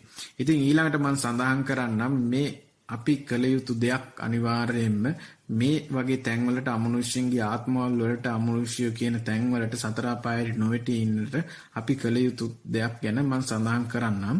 අපි මේ වගේ දුර්වලාත්මවලට සතර අපායට නොවැටී සිටින්නට නම් අනිවාර්යෙන් සිත කය වචන යන තුන් දොරම සංවර කරගන්නට ඕනේ. නැති වුණොත් අපි මේ වගේ තැන්වලට වැටෙනවම තමයි. ඒකට මම උදාහරණයක් බුද්ධ කාලයෙන් සඳහන් කරන්නම්. ඔය ඒරකපත්ත නාගරාජය කතාවස්තුව කියවන්න ධම්මපද අට කතාවේ තියෙනවා. මම කෙටියෙන් සඳහන් කරන්නම්. මේ ඒරකපත්ත නාගරාජය කියලා කියන්නේ ඊට කලින් ආත්මේ කාශ්‍යප බුදුරජාණන් වහන්සේ කාලේ හොඳට සිල් රැක්ක උපසම්පදා සීලය හොඳටම රැක්ක හාමුදුරුවෝ කෙනෙක්. ඉතින් මේ උපසම්පදා සීලය රැකපු මේ හාමුදුරුවෝ දවසක් මේ හාමුදුරුවෝ ගඟකින් එතර වෙන්නට යනවා බෝට්ටුවකින්. ඉතින් බෝට්ටුවට මේ හාමුදුරුවෝ නගින්න යද්දී මේ හාමුදුරුවන්ගේ අතින් ගහක කොළයක් කැඩෙනවා. හිතලා කඩන්නේ කැඩිලා වැටෙනවා. එතකොට උපසම්පදා හාමුදුරුවන්ට තියෙන ඔබ දන්නවත් ඇති ගහක කොළයක්වත් කඩන්න බෑ මේක ඇවතක්. එතකොට මේ හාමුදුරුවෝ මේ හිතලා කැඩුවා නෙවෙයි මේ නිකම්ම තමයි කැඩුනේ. එතකොට මේ නිකම්ම කැඩිච්ච නිසා මේ හාමුදුරුවන්ට මේ වෙච්ච දෙයක් තමයි මේ හාමුදුරන්ට මේ සිතුවිල්ල උපවාද කරන්න පටන් ගත්තා. නිතර මේ මගේ අතින් කොලයක් කැඩුණානේ කියන තරමටම මේ සිතුවිල්ල උපවාද කරන්නට පටන් ගත්තා. ඉතින් මේ උපවාද කිරිල්ල මේ දැන් මේ කර්මෙන් අපිට නිදහස් වෙන්නට පුළුවන්. මේ කියන දේෙන් නිදහස් වෙන්නට පුළුවන්. බුදුරජාණන් වහන්සේ දේශනා කරලා තියෙනවා. ඇවත් කියලා දෙයක් දෙසා ගන්නට පුළුවන්. ඒකෙන් නිදහස් වෙන්නට පුළුවන්. මේ හැකියාව තියෙද්දි තුන්වහන්සේ ඒ දේත් කරගත්තා. හැබැයි පසු මේ ගඟෙන් එතර වෙලා ගිහිල්ලා ඒ විනය කර්මයේත් කරගත්තා. කරගත්තට පස්සේ මේ හාමුදුරුවන්ට මේක උපවාද කරන්නට ගත්තා. දිගින් දිගටම උපවාද කියන එක සිද්ධ වුණා. ඒක නිසා මේ දෙයින්ම හැබැයි මේ සීලය කියන එක ඉහළ ආකාරයෙන්ම මේ හාමුදුරුවෝ රැක්කා. ඉහළ ආකාරයෙන්ම මේ සීලය කියන එක රැක්කා. අන්තිමට මොකද උනේ? අපවත් වෙන මොහොතේ චුතිසිතට අහු වුණා මේ සිතුවිල්ල. මොකද්ද? මේ ගහක කොළයක් කැඩිච්ච එක අහු වුණා. දිගටම හිතට උපවාද කරපු නිසා හිතේම ඒක කියවනවා. ඔය කියවනවා. ඒක නිසා ඒක දිගටම මෙනෙහි වෙන්න පටන් ගන්න. අන්තිම මොහොතේ අහු වුණා. මොකද සිද්ධ වුනේ? නායක වෙලා ඉපදුණා. නායක වුණාට විශාල නාගයෙක් මහා බල සම්පන්න. ඒ බල සම්පන්න වෙන්න හේතුව තමයි මේ සිල් රැකීම ආනිසංසය. සිල් රැකීම මේ උපසම්පදා සීලය රැකීම නිසා ආනිසංසය ලැබුණා. ඔබ යම් කිසි ප්‍රේතාත්මික හරි යක්ෂාත්මික හරි ඉපදුනොත් ඔබගේ ඥාතියෙක් හරි කවුරු හරි මේ අයගේ බල සම්පන්න භාවය තියෙන්නේ එයාලගේ සිල් රැකීමේ ආනිසංස බණ භාවනා අනුව. එතකොට පින්කම් අනුව. ඉතින් මේක හොඳ උදාහරණයක් තමයි මේ ඒරකපත්ත නාගරාජයාගේ කතාව. ඉතින් මේ නාගයා විශාල බල සම්පන්න නාගයෙක් වෙන්න හේතුව තමයි සීලේ ආනිසංස. ඒ වගේම නායක වෙලා ඉපදෙන්න හේතුව තමයි අර උපවාද සිතුවිල්ල. අන්න ඒක නිසා මම ඔබට කිව්වේ සිත කය වචන යන තුනම සංවර කරන්න. ඉතින් මේ හාමුදුරුවෝ එදා මේ සිතුවිල්ල උපවාද සිතුවිලි විදර්ශනාවෙන් හරි අයින් කරලා දැම්මනම් ඒක ගණන් නොගෙන හිටියේ නම් ඒකත් සිතුවිල්ලක් වශයෙන් දැකලා අයින් කළා දැම්මනම් එදා එහෙම දෙයක් නොවෙන්නට ඉඩ තිබ්බා. ඉතින් ඔබ වර්තමානයේ ගොඩක් අය අහන්න ප්‍රශ්නයක් තමයි මේ අමනුෂ්‍යෝ බලවත් වෙලා ඉපදින්නේ. ඉතින් ඒ ඔබ වුණත් මැරුණොත් ඔබ රකින්න සීලේ ආනිසංස ඔබට ලැබෙනවම තමයි අමනුෂ්‍යෙක් කියලා හිටියා. එතකොට ඔබ පව්කම් කරොත් ඒක විපාකත් හම්බ වෙනවා. කරන හොඳ වැඩවලත් නරක වැඩවලත් විපාක අනිවාර්යයෙන්ම ලැබෙනවා. දෙවි කෙනෙක් වෙලා ඉපදුනත් දෙවිවරුන්ට සමහර දෙවිවරු ඉන්නවා බල සම්පන්න සමහර දෙවිවරු ඉන්නවා බල සම්පන්න. ඒකයි අල්පේ ශාක්‍ය මහේ ශාක්‍ය කියන්නේ. හේතුව මොකද්ද? මේ කරන පින්කම් අනුව රකින්න සිල් අනුව ඒ වගේම කරන බණ භාවනාවල් අනුව තමයි මේ දේවල් සිද්ධ වෙන්නේ. කෙනෙක් හොඳට පින්කම් කරලා ඉවෙලා මැරුණොත් අපි හිතමු එයාගේ හිතේ මොකක් හරි තරහකින් මැරෙන්නේ. එතකොට ඒ තරහ හිතේ තියාගෙන මැරිලා අවසාන මොහොතේ එයා යක්ෂයෙක් වෙලා ඉපදුනොත් එයාට මොකද සිද්ධ වෙන්නේ? එයා අනිවාර්යයෙන්ම ඒ යක්ෂාත්මය තුල බල සම්පන්න වෙලා ඉපදෙනවා. ඇයි? අර සිල් පින් කරපු නිසා, සිල් රැකපු නිසා, ලොකු විශාල වශයෙන් පින්කම් කරපු නිසා. ඉතින් මේ කාරණා ගැන වටහා ගන්න මේ උදාහරණයක් විදිහට මම එක කතාවයි කිව්වේ මේ නාගරාජයා කතාව. ඉතින් තව ගොඩ කතා තියෙනවා ඔබට ත්‍රිපිටකය තුල අටුවාව තුල. ඔබ ඒක නිසා අනිවාර්යයෙන්ම මම කිව්වා සිත කය වචන යන තුන්දරම සංවර කරන්න. එතකොට මේ වගේ දුර්වල අමනුෂ්‍ය ආත්ම වලට සතර අපායට ඔබට වැටෙන්නට සිද්ධ වෙන්නේ. දැන් මම හිතනවා ඔබට මේ අමනුෂ්‍යයන් ගැන මේ ප්‍රශ්නය ගැන ඔබට හොඳ වැටහීමක් ලැබෙන්නට ඇති කියලා. මේ කරුණු කාරණා සියල්ලම ගැන ඔබ මධ්‍යස්තව බලන්න. ඔබ හොඳට ශ්‍රවණය කරන්න. නැවත ශ්‍රවණය කරලා ඔබට මේ කරුණු කාරණා ගැන වටහා ගන්න. මෙතෙන් සිට මම ඉදිරියට ඔබට කියලා දෙන්න මේ පිළිවෙත් හතර මොකක්ද කියලා. පිළිවෙලින් එකින් එකට ඔබ අනුගමනය කළ යුතු පිළිවෙත් ගැන මෙතනින් ඉදිරියට මම දේශනා කරන්න සඳහන් කරන්න. ඒ පිළිවෙත් වල යෙදෙන්න ඔබට මෙවැනි ප්‍රශ්න තියෙනවා නම් අනිවාර්යයෙන්ම 100%ක්ම ඔබට හරියනවා, පිළිතුරු ලැබෙනවා, ඔබේ ප්‍රශ්න විසඳෙනවා කියන එක මට කියන්නට පුළුවන්. එහෙනම් මම මෙතනින් ඉදිරියට ඔබට සඳහන් කරන්නම් මේ පිළිවෙත් හතර ගැන. දැන් මම ඔබට පළවෙනි පිළිවෙත ගැන සඳහන් කරන්නට යන්නේ මේක අපි පිරිස් සජ්ජායනාව කියලා මතක් කරොත් නිවැරදි. මේ පිළිවෙත මම ඔබට කලින් කියලා දීලා තියෙනවා. භාවනාව අතරතුර කළ යුතු දේවල් ගැන සඳහන් කරමින් මේ පිළිවෙත සඳහන් කරලා තියෙනවා. ඒ පිළිවෙතම තමයි මේ පළවෙනි පිළිවෙතත් වන්නේ. ඉතින් ඒ පිරිත් ටිකම තමයි. නමුත් මම මේ කාරණාව සම්පූර්ණ විය යුතු නිසා මේ වීඩියෝ එක සම්පූර්ණ විය යුතු නිසා ඔබට නැවතත් ඒ පිරිත් ටික ඒ විදිහටම සඳහන් කරනවා. ඉතින් අනිවාර්යයෙන්ම මේ ප්‍රශ්න තියෙන අය, මේ අමනුෂ්‍ය ප්‍රශ්න තියෙන අය අනිවාර්යෙන්ම උදේට හවසට මේ දේවල් කළ යුතුයි. දවල්ටත් කරන්න පුළුවන් නම් අනිවාර්යෙන්ම කළ යුතුයි. ඒ වගේම තමයි අධික කාර්ය බහුල කෙනෙක් නම් මේ පිරිත් සජ්ජායන, මේ වත් පිළිවෙත් කියන දේවල් දවසට එක සැරයක් හරි එක්ක උදේම්ම නැගිටලා වැඩට යන්න කලින් උදේම්ම හරි නැත්නම් හවසට වැඩ ඇරිලා ඇවිල්ලා රෑ කීයට හරි මේ දේවල් වල යෙදිය යුතුයි. එතකොට මම මේ කාරණා ගැන සඳහන් කරද්දී ඔබ වටහා ගන්නට ඕනේ ඔබට ඔබගේ ප්‍රශ්නේ විසඳ ගැනීමට අවශ්‍ය නම් ඔබගේ උනන්දුව යම් තාක්ද තියෙන්නේ ඔබට මේ ප්‍රශ්නේ අනිවාර්යෙන් විසඳ ගන්නට පුළුවන්. ඒක නිසා මේ දේවල් මේ පිළිවෙත් කරන්නට අවශ්‍යයි. ඒක නිසා මේ හැම දෙයක්ම විසඳෙන්නේ බුදුදහම ඇසුරින් බුදුරජාණන් වහන්සේගේ පිහිට ආරක්ෂාව ඇතුළින් බුදුරජාණන් වහන්සේ දේශනා කරපු ඒ සූත්‍රවල වල තියෙන බල සම්පන්නභාවය ආනුභාවයෙන් තමයි අපිට මේ දේවල් වල ආරක්ෂාව ලැබෙන්නේ. ඒක නිසා ඒ අපි විසින්ම ඇති කරගත යුතු දෙයක්. දැන් මම සඳහන් කරන්නම් අපි කළ යුතු පිරිත් වර්ග කීපයේ පිළිවෙලින් මුලින්ම වෙනදා වගේම පිරේ ලෝතුරා අමාමෑණී බුදුරජාණන් වහන්සේ වෙනුවෙන් බුද්ධ පූජාව සකස් කරන්නට ඕනේ. උදේටයි දවල්ටයි කරන්නට අවශ්‍යයි. එතකොට උදේ බුද්ධ පූජාව සකස් කරලා ඉවරලා බුද්ධ පූජාව පූජා කරන්නේ භාජනවල තැන්පත් කරලා ඉවරලා බුදුරජාණන් වහන්සේ ඔබගේ නිවසේ තැන්පත් කරලා ඉන්න ස්ථානයේ පිළිමේ තියෙන තැනට ගිහිල්ලා ඒ භාජන පූජා කරලා මල් පහන් සුවඳ දුම් පූජා කරලා පත්තු කරලා ඒ පහන් ටික ඉන්පසු ඔබ මුලින්ම කරන්නට ඕනේ පන්සිල් ගැනීමට අවශ්‍යයි. ඉන්පසු බුද්ධ පූජාව පූජා කරන ගාථා ඔබ දන්නවා. ඒ ගාථා ටික කියලා වෙලා ඔබ බුද්ධ පූජාව කරන්නට ඕනේ. ඉන්පසු ඔබ දේවතා ආරාධනාව කියන එක කළ යුතුයි. දේවතා ආරාධනය කරලා අවසන් වුණාට පස්සේ ඔබ දන්නවා සමන්ත චක්කවාලේසු කියන ගාථාව. මෙන්න මේ ගාථාව කියලා දේවතා ආරාධනය කරලා ඊට පස්සේ ඔබ තුනුරුවන් වන්දනා කිරීමට අවශ්‍යයි. ඔබ දන්නවා ඉතිපිසෝ ගාථා, සුවක්කාතෝ ගාථා, සුපිටිපන්න ගාථා. මේ තුනුරුවන් වන්දනා කරන බුද්ධ ධම්ම සංඝයන් ත්‍රිවිධ රත්නය වන්දනා කරන ගාථා කියන්න ඕනේ. ඊට පස්සේ ඔබ කරණීය මෙත්ත සූත්‍රය සජ්ජායනා කරන්න. ඉන්පසුව රතන සූත්‍රය, ඊට පස්සේ කන්ද පිරිත, මෝර පිරිත කියන මේ පිරිත් හතර, මේ ප්‍රධාන පිරිත් හතර, පිරිත් පොතේ මුලම තියෙන පිරිත් හතර, ඒ වගේම පළවෙනි බණවරට අයිති වෙන මේ පිරිත් හතර සජ්ජායනාව කළ යුතුයි. මේ හතර සජ්ජායනා කරලා අවසන් වුණාට පසු ඉන්පස්සේ ඔබ පිරිත් පොතේ අවසානයේ තියෙන පිරිත් පහක් විතර තියෙනවා. ඒ පහ තමයි ජිනපංජර පිරිත, ඉන්පසු චූල ජිනපංජර පිරිත, ඒ වගේම ජලනන්දන පිරිත, ජය පිරිත, අටවිසි පිරිත කියන මේ පිරිත් ටික සජ්ජායනා කළ යුතුයි. ඉන්පසු ඔබ දෙවියන්ට පින් අනුමෝදන් කරන්න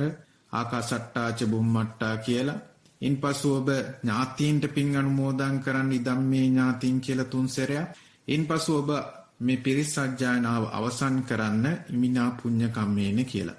මේ විදියට ඔබ මේ වත් පිළිවෙත් ටික කරන්න ඕනේ. මේ පළවෙනි පිළිවෙත මං කියලා දීපු. මෙන්න මේක කරන්න ඕනේ. ගෙදර ඉන්න කෙනෙක් නම් උදේට එක සැරයක් බුද්ධ පූජාව පූජා කරලා මේ පිරිත් ටික සජ්ජායනා කරන්න. එතකොට දවල්ට බුද්ධ පූජාව පමණක් පූජා කරොත් හොඳටම ඇති. ඒ වගේම හවසට ගිලම්පස පූජා කරලා ඉවරලා හවස 6 නම් උදාහරණයක් විදිහට වෙලාව, ඒ වෙලාවෙන් පස්සේ පූජා කරලා ඊට පස්සේ මේ ගාථාවල් කියලා මේ විදිහට පිරිත් සජ්ජායනාව කළ යුතුයි. ඉන්පසුව යම්කිසි කෙනෙක් කාර්යබහුල නම්, රාජකාරිවල යෙදෙන කෙනෙක් නම්, ඔෆිස් එකේ කාර්යබහුල නම්, මොකක් හරි හේතුන් නිසා කාර්යබහුල කෙනෙක් නම් මම ඉස්සෙල්ලා සඳහන් කර විදියටම උදේට හරි උදේම නැගිටලා බුද්ධ පූජාව පූජා කරලා පිරිත් කියන්න එක සැරයක් හරි. නැත්තම් හවසට ඇවිල්ලා හවස 7-8 වෙනවා නම් ගෙදරේදී 9ට හරි කමන්නේ ගිලම්පස පූජාව කරලා ඉවරලා ඒ වතාවත්වලේ පිරිත් සජ්ජායනාවල යෙදෙන්න. මේ දේවල් අනිවාර්යයෙන් ඔබට මේ වෙනි ප්‍රශ්න තියෙනවා ඔබ කරන්නට අවශ්‍යයි. ඉතින් ඔබ කාලය කළමනාකරණය කරගත යුතුයි මේ ප්‍රශ්න ඔබ විසින්ම විසඳා ගැනීමට නම්. ඉතින් මේ දේවල් ගැන සැලකිලිමත් වන්න. ඒ වගේම තමයි මේ දේවල් වලට දැන් බුද්ධ පූජාව නම් දානය කියන එක උදේ පාන්දර 5 ඉඳන් දහවල් 12 වෙනකන් සම්මුති වේලාවක් වික්ෂුන් වහන්සේලා හදාගෙන ඉතන ඒ කාලය ඇතුළත පූජා කරන්නට ඕනේ. නැත්තම් උදේ පාන්දර ඉර නැගෙන වේලාවත් අනුව ඒ වගේම හවස ඉර මුදුන් වෙන වේලාවත් අතර දහවල් කාලේ මේ කාලය අතරතුර බුද්ධ පූජා උදේ දහවල් පූජා කළ යුතුයි. ඉතින් මේ කාලය ගැන සැලකිලිමත් වෙලා ඉන්පසු ගිලන්පස ඕනම වෙලාවක ඔබට පූජා කරන්නට හැකියාව තියෙනවා. ඒක නිසා මේ කරුණු කාරණා ගැන සැලකිලිමත් වෙන්න. මේ කියන පළවෙනි පිළිවෙත අනිවාර්යයෙන්ම ඔබ කළ යුතුමයි. එතකොට මේ ප්‍රශ්න විසඳ ගන්නට පුළුවන්. දැන් මම ඔබට මේ කාරණාව ගැන වැටහුණා කියලා හිතනවා. ඊළඟට දෙවෙනි කාරණාව ගැන නැත්තම් දෙවෙනි පිළිවෙත ගැන මම ඔබට දැන් සඳහන් කරන්නම්. දෙවෙනි පිළිවෙත වන්නේ අපි භාවනාව අතර කළ යුතු දෙයක් හැටියට සඳහන් කරපු මේ මෛත්‍රී භාවනාව. මේ මං කියලා දීපු මෛත්‍රී භාවනාවම තමයි දෙවෙනි පිළිවෙත වන්නේ. ඉතින් මේක අනිවාර්යයෙන්ම කළ යුතු දෙයක්. ඔබ දවසට පැය භාගයක් අනිවාර්යෙන් මෛත්‍රී භාවනාව නියැලිය යුතුයි. මම මෙතනදිත් මම අනිවාර්යෙන් කියලා දෙනවා ඔබට මෛත්‍රී භාවනාව කළ යුතු ආකාරය. එතකොට දවසට පැය භාගයක් ඔබ කොච්චර කාර්යබහුල කෙනෙක් වුණත් උදේම නැගිටලා හරි පැය භාගයක් හරි නැත්නම් හවසට වැඩ රාජකාරී අවසන් වෙලා ඇවිල්ලා නිින්දට පෙර පැය භාගයක් හරි අනිවාර්යෙන්ම කළ යුතුයි. ගෙදරක ඉන්න කෙනෙක් නම් දවසට එක සැරයක් කොයි මොහොතක හෝ කළ යුතුයි.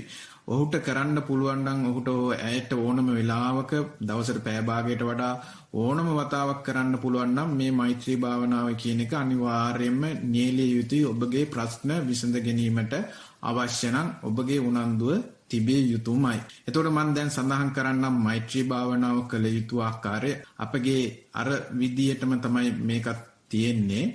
එතකොට දස දිසාවටම තමයි මෛත්‍රී භාවනාව වඩන්න තියෙන්නේ. මම ඒක සඳහන් කරන්නම්. ඔබ පළමුවෙන්ම කළ යුත්තේ උතුරු දිශාව අරමුණු කරගත යුතුයි. උතුරු දිශාව අරමුණු කරගෙන බද්ධ පර්යංක භාවනාවෙන් ඉඳගෙන නැත්තම් ඔබට භාවනා ඉරියව්වෙන් ඉඳගෙන පහසු ඉරියව්වෙන් ඉඳගෙන අපහසු කෙනෙක් නම් පුටුවක හරි වාඩි වෙලා නැත්තම් ඇඳමට හෝ කුමන හෝ ආසනයක බිම හෝ වාඩි වෙලා S2 පියාගෙන උතුරු දිශාව අරමුණු කරගනිමින් උතුරු දිශාවේ සිටින්නා වූ සියලුම සත්වයෝ වෛර නැත්තෝ වෙත්වා තරහ නැත්තෝ වෙත්වා ඊර්ෂ්‍යා නැත්තෝ වෙත්වා සුවසේ ජීවත් වෙත්වා නිදුක් වෙත්වා නිරෝගී වෙත්වා සුවපත් වෙත්වා නිවන් ලබත්වා කියලා මෙන්න මේ විදිහට උතුරු දිශාව අරමුණු කරගනිමින් විනාඩි 3ක් 5ක් අතර කාලයක් අනිවාර්යෙන් මේ වචන ටික මෙනෙහි කරලා ඉවරලා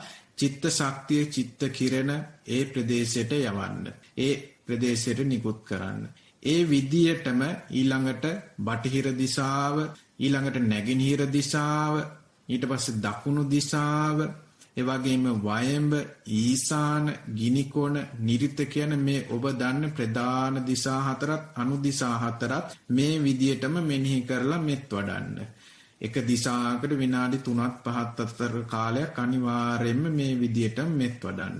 එතකොට මෙතන දිශා 8ක් තියෙනවා.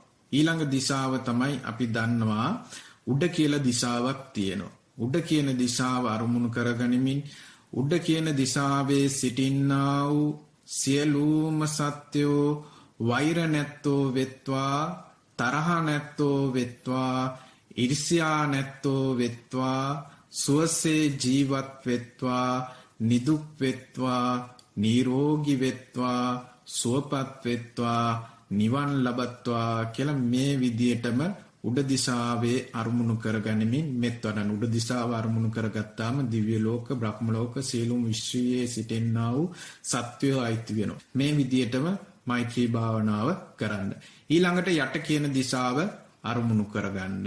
යට දිශාවේ සිටින්නා වූ සියලුම සත්වයෝ වෛර නැත්තෝ වෙත්වා තරහ නැත්තෝ වෙත්වා ඊර්ෂ්‍යා නැත්තෝ වෙත්වා සුවසේ ජීවත් වෙත්වා නිදුක් වෙත්වා නිරෝගී වෙත්වා සුවපත් වෙත්වා නිවන් ලබත්වා කියලා මේ විදියට මෛත්‍රී භාවනාව කරන්න. මේ සෑම දිශාකටම විනාඩි 3ක් හෝ 5ක් අනිවාර්යයෙන්ම මෛත්‍රිය වැඩි යුතුයි මේ වචන ටික මෙනෙහි කරමින්. එතකොට මෙතනට කාලය උපරිම විනාඩි 25ක් විතර යනවා ඔබට අනිවාර්යයෙන්ම. එතකොට අවසන් කළ යුතු ආකාරය මෙන්න මේ විදියටම දස දිසාවේ සිටින්නා වූ සියලුම සත්වයෝ වෛර නැත්තෝ වෙත්වා තරහ නැත්තෝ වෙත්වා ඊර්ෂ්‍යා නැත්තෝ වෙත්වා සුවසේ ජීවත් වෙත්වා නිදුක් වෙත්වා නිරෝගී වෙත්වා සුවපත් වෙත්වා නිවන් ලබත්වා කියලා මෙන්න මේ විදිහට දස දිසාවම එකවරම අරමුණු කරගෙන විනාඩි 3ක් 5ක් අතර කාලයක් අනිවාර්යෙන් මෛත්‍රී සාගතව මෙත් වඩන්න මේ වචන ටික මෙනෙහි කරමි. එතකොට මේ භාවනාවට උපරිම පැය භාගයක පමණ කාලයක් විනාඩි 30ක පමණ කාලයක් යනවා. මේක අනිවාර්යෙන්ම ඔබට ප්‍රශ්නේ තියෙනවා නම් ඔබ කල යුතුයි මේ දෙවෙනි පිළිවෙතත් මේ දැනට මම සඳහන් කරපු මේ පිළිවෙත් දෙක අනිවාර්යෙන්ම කල යුතුයි. ඒක නිසා ඔබ ඒ අනිවාර්යෙන්ම සිහි කර ගත යුතුයි. දැන් මම මේ කාරණාව සම්බන්ධිනුත් ඔබට වැටහුණා කියලා හිතනවා. ඉතින් ඒ වගේම තමයි මෛත්‍රී භාවනාවේ ආනිසංස 11ක් තියෙනවා. ඒක මම භාවනාවේ අපේ තෙවෙනියස මෛත්‍රී භාවනාව ගැන කියලා දෙද්දී ඒකේ මම සඳහන් කරලා තියෙනවා. ඉතින් ඒ කරුණු කාරණාක් ගැන සැලකිලිමත් කරන්න ඔබට තව දුරටත් අවබෝධයක් ලබා ගත යුතු නම් පිරිත් පොතේ තියෙන මේ මෛත්‍රී භාවනාව සම්බන්ධ තියෙන පිරිත් ඔබ මෙත්තානිසංස කියලා සූත්‍රයක් තියෙන ඒක කියවන්න. ඒක සිංහල අර්ථය කියවන්න පිරිත් පොතේ අග ඇති. ඒ අර්ථය කියවුවාම ඔබට වටහා ගන්නට පුළුවන්. ඉතින් මේ කරුණු ගැන ඔබ සැලකිලිමත් වෙන්න. මේ විදිහටම ඔබගේ ප්‍රශ්නේ ඉස්සෙල්ලා මම සඳහන් කරා වගේම නිරවුල් කර ගැනීමට උත්තරයක් ලබා ගැනීමට අවශ්‍ය නම් මේ දේත් ඔබ අනිවාර්යයෙන්ම කළ යුතුයි. දැන් මම ඔබට තුන්වෙනි පිළිවෙත ගැන සඳහන් කරන්න. මේ තුන්වෙනි පිළිවෙත මොකක්ද කියලා මොකක්ද කරන්නට ඕනේ කියලා මම සඳහන් කරන්නම්. තුන්වෙනි පිළිවෙත වන්නේ ආටානාටය සූත්‍රයයි. මේ සූත්‍රයේ අවශ්‍ය කොටස පමණයි අපි කියවිත්තේ. මුල්ම සූත්‍රයවත් දෙවෙනි සූත්‍රයවත් නොවේ. පිරිත් පොතේ තියෙනවා මේ සූත්‍රය. ඊට කලින් මේ සූත්‍රය ගැන වැරදි මතවාද ටිකක් තියෙනවා. ඒ ටික මම ඔබට සඳහන් කරන්නම්. ගොඩක් අය ওই පිරිත් කියන අය නැත්තම් මේ පිරිත් ගෙවල් වල ගිහිල්ලා පිරිත් කියන අය කියනවා මේ ආටානාටය කියන සූත්‍රයේ සූත්‍ර දෙකක් තියෙනවා. ආටානාටය එක සූත්‍රය සහ දෙවෙනි සූත්‍රය.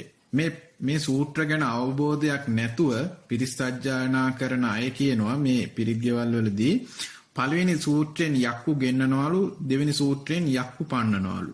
මේක ඉතින් බොරු කතාවක්, විහිළු කතාවක්. මේ සූත්‍රයක අර්ථවත්, පාලි වචනේ තියෙන අර්ථවත්, සිංහල අර්ථවත් කියවලා නැති මෝඩ මිනිසුන් විසින් ප්‍රකාශ කරන වචනයක් පමණයි. අපි යම්කිසි දෙයක් දැනගන්න නම් ඒක ඉගෙන ගන්න ඕනේ. එක්ක ඒක අර්ථය දැනගන්නට ඕනේ. එහෙම නැතුව එක්ක පාලි වචනේ අර්ථය දැනගන්නට ඕනේ. එහෙම දන්නේ නැතුව බොරු විවහාර කරද්දී ඒකේ සමාජගත වන්නේ වැරදි පණිවිඩයක්. මිනිස්සු දැනගන්නේ වැරදි පණිවිඩයක්. ඒක නිසා මේක අර්ථකථනය කරගන්නට අවශ්‍යයි. ඊළඟට ගොඩක් අය මේක කියන්න හොඳ නෑ, බය හිතෙනවා, මේකේ යක්කු ගෙන්නනවා, ඔය වගේ බොරු මතවාද තියෙනවා නෑ. මේ සූත්‍රයෙන් ඇත්තටම කියවෙන්නේ පළවෙනි තමයි බුදුරජාණන් වහන්සේ එදා ගිජ්ජුකූට පහුවේ වැඩ සිටිද්දී ඒ යක්ෂ සේනාධිපතීන් ඇවිල්ලා, ඒ කියන්නේ හතරවරන් දෙවිවරු යටතේ ඉන්න විරූඪ, විරූපාක්ෂ, වෛශ්‍රවණ, දතරට්ට කියන මෙන්න මේ කට්ටිය යටතේ ඉන්න යක්ෂ, නාග, කුම්බාට, ගන්ධබ්බ කියන මේ නායකයෝ ඇවිල්ලා බුදුරජාණන් වහන්සේට එදා ඒ ස්ථානයේදී කියනවා මේ පාන්දර කාලයේදී භාග්‍යතුන් වහන්සේ, මම මේ ඉතා කෙටියෙන් සඳහන් කරන්නේ ඔබ අර්ථය කියවන්න අනිවාර්යයෙන්ම. භාග්‍යතුන් වහන්සේ මිනිස්සු පන්සිල් රකින්න අය ඉන්නවනම්, මේ මම කියන වත් පිළිවෙත්තලේ දෙන අය ඉන්නවනම්, මේ අයට අමනුෂ්‍යයෙන්ගෙන් ඒ වගේ නොපෙනෙන බලවේගයෙන් ප්‍රශ්න තියෙනවා නම් අපිව සිහි කරන්න කියන්නේ. එතකොට අපි ඇවිල්ලා මේ වද දෙන අමනුෂ්‍යයෙන්ව රැගෙන යනවා. ගිහිල්ලා අපෙත් බන්ධනාගාර තියෙනවා. අපෙත් හිරගෙවල් තියෙන. ඒවට ගිහිල්ලා අපි වද දෙනවා. ඒ කට්ටිය දඬුවම් පමනවා, සිරගත කරනවා කියලා මෙන්න මේ වගේ මම මේ සරලව කෙටියෙන් තමයි මේ අර්ථය ඔබට ලබා දුන්නේ. එතකොට ඔබ අනිවාර්යෙන් දීඝනිකායෙත් මේ සූත්‍රය සඳහන් වෙනවා. ඒ වගේම පිරිත් පොතෙත් 1 2 වශයෙන් තියෙනවා. පළවෙනි සූත්‍රයෙන් 1 කියන ආටානාටි 1 කියන සූත්‍රයෙන් සඳහන් වෙන්නේ මේ දෙවිවරු ඇවිල්ලා හතරවරන් දෙවිවරු ඇතුළු මේ යක්ෂ සේනාධිපතීන්, කුම්බණ්ඩ සේනාධිපතීන්, නාග සේනාධිපතීන්, ගන්ධබ්බ සේනාධිපතීන් ඇවිල්ලා බුදුරජාණන් වහන්සේට මේ කාරණාව කියන එක ගැන තමයි සඳහන් වන්නේ. දෙවෙනි සූත්‍රයේ වෙනසකට පවතින්නේ බුදුරජාණන් වහන්සේ විසින් භික්ෂු මහා සංඝරත්නයට මේ දේ ප්‍රකාශ කරනවා, දේශනා කරනවා. එදා රෑ මෙන්න මේ වගේ දෙයක් සිද්ධ වුණා. මෙහෙම හතරවරන් දෙවිවරු ඇතුළු මහා සේනාවක් ඇවිල්ලා මට මෙහෙම දෙයක් ප්‍රකාශ කරා කියන එක තමයි කියවෙන්නේ. ඉතින් මේකේ යක්කු ගෙන්නනාවත් පන්නනාවත් කියලා දෙයක් නැහැ. ඒක නිසා ඔබත් ප්‍රඥාවන්ත වන්න, ඔබත් බුද්ධිමත් වන්න, ඔබ අනිවාර්යෙන් මේ අර්ථය කියවන්න. මේකේ අර්ථය කියවලා ඉවරලා මේකේ වැඩ කටයුතු කරන්න. මේක මේ විදිහට කරන්න. එතකොට මේ සූත්‍රය අනිවාර්යෙන් සම්පූර්ණයෙන් සජ්ජායනා කරන්නට අවශ්‍යතාවයක් නැහැ. මේකේ කියන්න ඕන කොටස මම කියන්න ඕන වෙලාවත් මම කියන්න. එතකොට කියන්න සුදුසු අවස්ථාවත් මම කියන්න. ඔබට මම මුලින්ම පිළිවෙත ගැන සඳහන් කරා. පළවෙනි පිළිවෙත ගැන ඒ තමයි බුද්ධ පූජාව තියලා පිරිත් සජ්ජායනා කරන්නට අවශ්‍යයි කියලා. මෙන්න මේ පිළිවෙත කරන්නට ඔබ අවශ්‍යනේ. එතකොට මේ පිළිවෙත අවසන් කරලා දෙවිවරුන්ට පින් අනුමෝදන් කරලා, ඥාතීන්ට පින් අනුමෝදන් කරලා, ඉමිනා පුඤ්ඤ කම්මේන කියන ගාථාව කියලා ඒ පළවෙනි පිළිවෙත අවසන් කරාට පස්සේ ඔබ අනිවාර්යයෙන්ම කරන්නට ඕනේ මෙච්චරයි. ඔබ දන්නවනම් ඔබට අමනුෂ්‍ය ප්‍රශ්නයක් තියෙන්නේ කියලා ඔබ කරන්නට ඕනේ මේ සූත්‍රයේ සඳහන් වෙනවා අනිවාර්යෙන් හයියෙන් කෑ ගහලා කියන්න කියලා මේ නම් ටික. මෙතන මම සඳහන් කරනවා මේ සූත්‍රයේ තියෙන නම් 39ක්. මේකේ යක්ෂ නාග කුම්භාණ්ඩ ගන්ධබ්බ කියලා මේ නායකයන් බුදුන් සරණ ගියපු බුදුරජාණන් වහන්සේ ධම්මරත්නය සංඝරත්නය සරණ ගියපු ත්‍රිවිධ රත්නය සරණ ගියපු නායකයන් තමයි මේ ඉන්නේ. ඉතින් මෙයාලා ගැන මේ නම් 39 අපි හයියෙන් කියන්න කියලා එයාලත් බුදුරජාණන් වහන්සේගෙන් ඉල්ලීමක් කරලා තියෙනවා. කොහොමද අපි කරන්නට අවශ්‍ය? ඔබට මෙවැනි ප්‍රශ්න තියෙනවා නම් ඔබ මුලින්ම කරන්නට ඕනේ මට මගේ ගෙදර යක්ෂ ප්‍රශ්න තියෙනවා, මට අමනුෂ්‍යයන්ගේ බලපෑම් තියෙනවා, කරදර තියෙනවා, තාඩන පීඩන තියෙනවා, වද හිංසා තියෙනවා, ලෙඩ කරනවා, විවිධ ප්‍රශ්න තියෙනවා, ගොඩාක් තියෙනවා. ඔබට තියෙන ප්‍රශ්න ටික ඔබ කියන්න, හයියෙන් හෝ කියන්න. ඔබට කට ඇරලා කියන්න පුළුවන් විදියට කියන්න. කියලා ඉවරලා ඒ ටික ඔබගේ වචනින්ම මේ සිංහලෙන්ම සරලව කියන්න. එතකොට ඔබ සරලව ඒ ටික කියලා ඉවරලා මෙන්න මේ කියන නම් 39 තුන් වතාවක් උදේවරුේ පිරිත් කියලා ඉවරුණාට පස්සේ අනිවාර්යෙන්ම පිරිසජ්ජානම් පස්සේ කියන්න. මම දැන් නම් ටික කියන්නම් කියවේ යුතු. පිරිත් පොතේ තියෙන ආටානාට සූත්‍රය මෙන්න මෙහෙමයි පටන් ගන්නෙ. ඉන්දෝ සෝමෝ වරුණෝච භාරද්වාජෝ ප්‍රජාපති චන්දනෝ කාම සෙට්ටෝච කින්නු ගණ්ඩු නිගණ්ඩුච පනාදෝ ඕපමඤ්ඤෝච දේව සූතෝච මාතලි චිත්ත සේනෝච ගන්ධබ්බෝ නලෝ රාජා ජනේ සබෝ සාතා ගිරෝ හේමවතෝ පුන්නකෝ කරතියෝ ගුරෝ සීවකෝ මුචලින්දෝච වෙස්සා මිත්තෝ යුගන්දරෝ ගෝපාලෝ සුප්පගේදෝච හිරිනෙත්තීච මන්දියෝ පංචාල චණ්ඩෝ ආලවකෝ පජ්ජුන්නෝ සුමනෝ සුමුකෝ දදී මුකෝ මණිමානි චරෝ දීගෝ අතෝ සෙරිස්සකෝ සහ.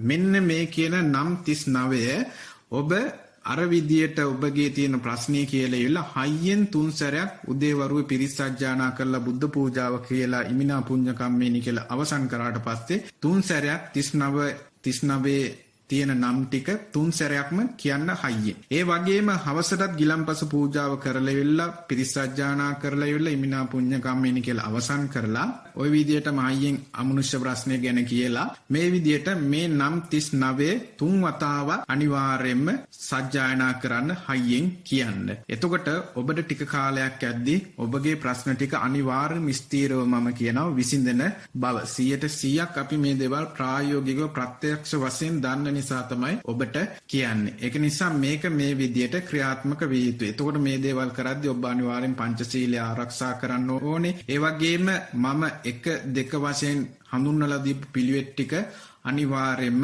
කළ යුතුයි. තුන්වෙනි පිළිවෙත තමයි මේක අනිවාර්යෙන්ම කළ යුතුයි. මේ ආටානාටේ සූත්‍රයේ සම්බන්ධයෙන් තියෙන මේ නම් 39 අනිවාර්යෙන්ම කියව යුතුමයි.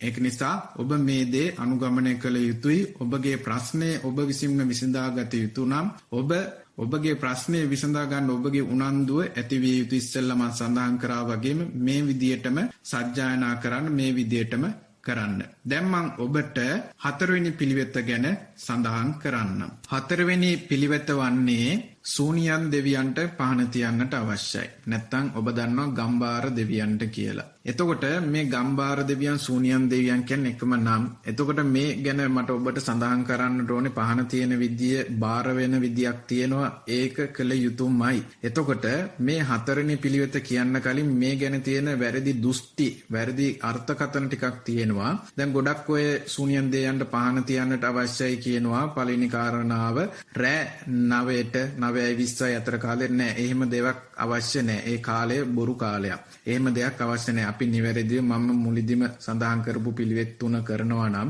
අපිට මේකේ පිහිට අනිවාර්යයෙන්ම ලැබෙනවා. ඊට පස්සේ අංක 2 තමයි ඔය ගොඩක් අය සූනියන් දෙවියෝ දවල්ට යක්ෂයා රැට දෙවියෙක් කියලා කියනවා. ඉතින් මේකත් බොරු අර්ථකථනයක්. මේ සූනියන් දෙවියන්ගේ යටතේ වැඩ කරන යක්ෂයෝ ඉන්නවා. ඒ කට්ටිය තමයි මේ චාතුරු මහා රාජික දිව්‍ය ලෝකයේ යටතේ ඉන්න යටම දිව්‍ය ලෝකේ ඉන්න යක්ෂයෝ. මේ කට්ටිය සූනියන් දෙවියන්ගෙම විදියටම යක්ෂයෝ තමයි. යක්ෂ හැඩරුව තියෙන්නේ. නමුත් මේ සූනියන් දෙවියන්ගේ ජටාව මේ කට්ටිය බඳිනවා. හිසට බඳිනවා. ඉතින් මේ කට්ටිය හඳුනා ගන්න පුළුවන් ක්‍රමය මේක තමයි. මේ කට්ටිය සූනියන් දෙවියන්ගේ යටතේ වැඩ කරන කට්ටියක්. එතකොට මේ කට්ටිය තමයි උදේ කාලේ ඉඳන් හවස් වෙනකන් රාජකාරී කටයුතු කරන්නේ, මිනිස්සුන්ට පිහිට වෙන්න දේවල් කරන්නේ. ඒ වගේම තව්තිසා දිව්‍ය ලෝකේ සූනියන් දෙවියන්ගේ යටතේ වැඩ කරන ඇමතිවරුන් යටතේ සූනියන් දෙවියන්ගේ වැඩ කරන දේව කොට්ටාස ඉන්නවා. ඒ කට්ටිය සූනියන් දෙවියන් විදියටමයි ඇඳුම් පැළඳුම් අඳින්නේ, ඒ වගේම ජටාවල් බඳින්නේ. එතකොට මෙන්න මේ කට්ටිය ඒ විදියටම අඳිනවා බලන්න. මේ කට්ටිය තමයි රෑ ඉඳන් උදේ පාන්දර වෙනකම්ම රාජකාරී කටයුතු කරන්න. එතකොට මම උදාහරණයක් සඳහන් කරන්නම්. අපි පෞද්ගලිකව ජනාධිපති කෙනෙක්ව අඳුරන්න ඕනේ, වර්තමානයේ හරි කොහොම හරි කෙනෙක්ව අඳුරන්නට ඕනේ අපේ ගෙදරට පැමිණෙන්නට. අපි මේ සූනියන් දෙයයන්ට පහන තැබීමෙන් බාර වීමෙන් අපේ ගෙදරට ජනාධිපතිතුමාව අපි ඉහළ සම්බන්ධතාවයක් නැත්නම් අපි අඳුරන්නේ නැත්නම් අපේ ගෙදරට පැමිණෙන්නේ නැහැ. එතකොට ඔබට සඳහන් කරන්නට ඕනේ මේ පහන තියෙන එකෙන් පැමිණෙන්නේ සූනියන් දෙවියන්ගේ යක්ෂයා සහ මේ ඉන්න දේවතාවන් විසින්. මෙයාලා බුදුන් සරණ ගියපු අය, බුද්ධ ධම්ම සංඝයන් ත්‍රිවිධ රත්නයේම සරණ ගියපු අය. ඉතින් මේ කට්ටිය අපෙන් බලාපොරොත්තු වෙනවා බුදුන්ට සලකනවද, බුදුන්ට ශ්‍රද්ධාවෙන් පහන තියනවද, බුදුන් උදෙසා කරන්න ඕන වත් පිළිවෙත් කරනවද. ඒකයි මම පළවෙනියෙන්ම 1 2 වත් පිළිවෙත් ගැන සඳහන් කරේ, මෛත්‍රී භාවනාව, ඒ වගේම පිරිත් සජ්ජායනාව කියන දේවල්. ඒ වගේම මෙන්න මේ කියන දේවල් මෙයාලා බලාපොරොත්තු වෙනවා. මේව කරන්නේ නැතුව අපි යම්කිසි ප්‍රතිපත්තියක ඉන්නේ නැතුව සූනියන් දෙවියන්ට කොච්චර පහන තිබ්බත් වැඩක් නැහැ. අපිට ප්‍රතිඵල ලැබෙන්නේ මේ වගේ අමනුෂ්‍ය ප්‍රශ්න, කොඩවින්න ප්‍රශ්න, අපි මුලදී කතා කරපු සියලුම ප්‍රශ්නවල වලට උත්තර ලැබෙන්නේ එතකොට ඊළඟ කාරණාව තමයි සූනියන් දෙවියන්ගේ පහන ගේ ඇතුලේ තියන්න හොඳ නැහැ, එළියේ තියන්න ඕනේ. ඒ වගේ විවිධාකාර මතවාද තියෙනවා. එහෙම එකක් නැහැ. ඔබ කැමති නම් ගේ එළියේ තිබ්බත් පහන කමක් නැහැ. හැබැයි ගේ ඇතුලේ තිබ්බත් කමක් නැහැ. හැබැයි ගේ ඇතුලේ තියනවා නම් ඔබ මේ දේවල් කරනවා නම් අනිවාර්යයෙන්ම බුදු පහනට සමානව පහන තියන්නට එපා. මොකද බුදු කෙනෙක්ට දෙවි කෙනෙක් සමාන කරන්න බෑ. මේ විශ්වයේ කිසිම කෙනෙක් නෑ බුදුරජාණන් වහන්සේ කෙනෙක්ට සමාන කරන්නට පුළුවන්. ගේ වෙනම තැනක නැත්තම් බුදු පහනට යටින් හරි වෙනම තැනක සූනියන් දෙවියන්ට පහන තියන්න, ගම්බාර දෙවියන්ට පහන තියලා, ඒ වගේම මල් පහන්, සුවඳ මල්, ඔය පිච්ච මල් වගේ දේවල් තමයි පූජා කරන්නේ. ඔබ මේක මතක තියාගන්න, මේ දෙව්වරු සරණ යනවා නෙවෙයි. අපි යම්කිසි ප්‍රතිපත්තියක පිහිටලා ඉවෙලා දෙව්වරුන්ගෙන් පිහිටක්, ආරක්ෂාවක්, අපේ ප්‍රශ්නවලට විසඳුමක් ලබා ගන්නවා පමණයි. මේක අංක 1ටම මතක තබා ගත යුතුයි ඔබ සියලු දෙනාම. එතකොට අනිවාර්යයෙන්ම හඳුන් කූරක් පත්තු කරන්න, මල් පූජා කරන්න, පහනක් පත්තු කරන්න, පිච්ච මල් වගේ සුවඳ මල් මම සඳහන් කරා වගේම ඒවා තමයි සූනියන් දෙවියන්ට තිබිය යුතු දේවල්. ඉන්පසු මෙන්න මේ විදිහට තියලා ඊළඟට ඔබේ ගෙදර අනිවාර්යෙන් මේ දේවල් කරද්දී ගෙදර පිරිසුදුව තබා ගන්න.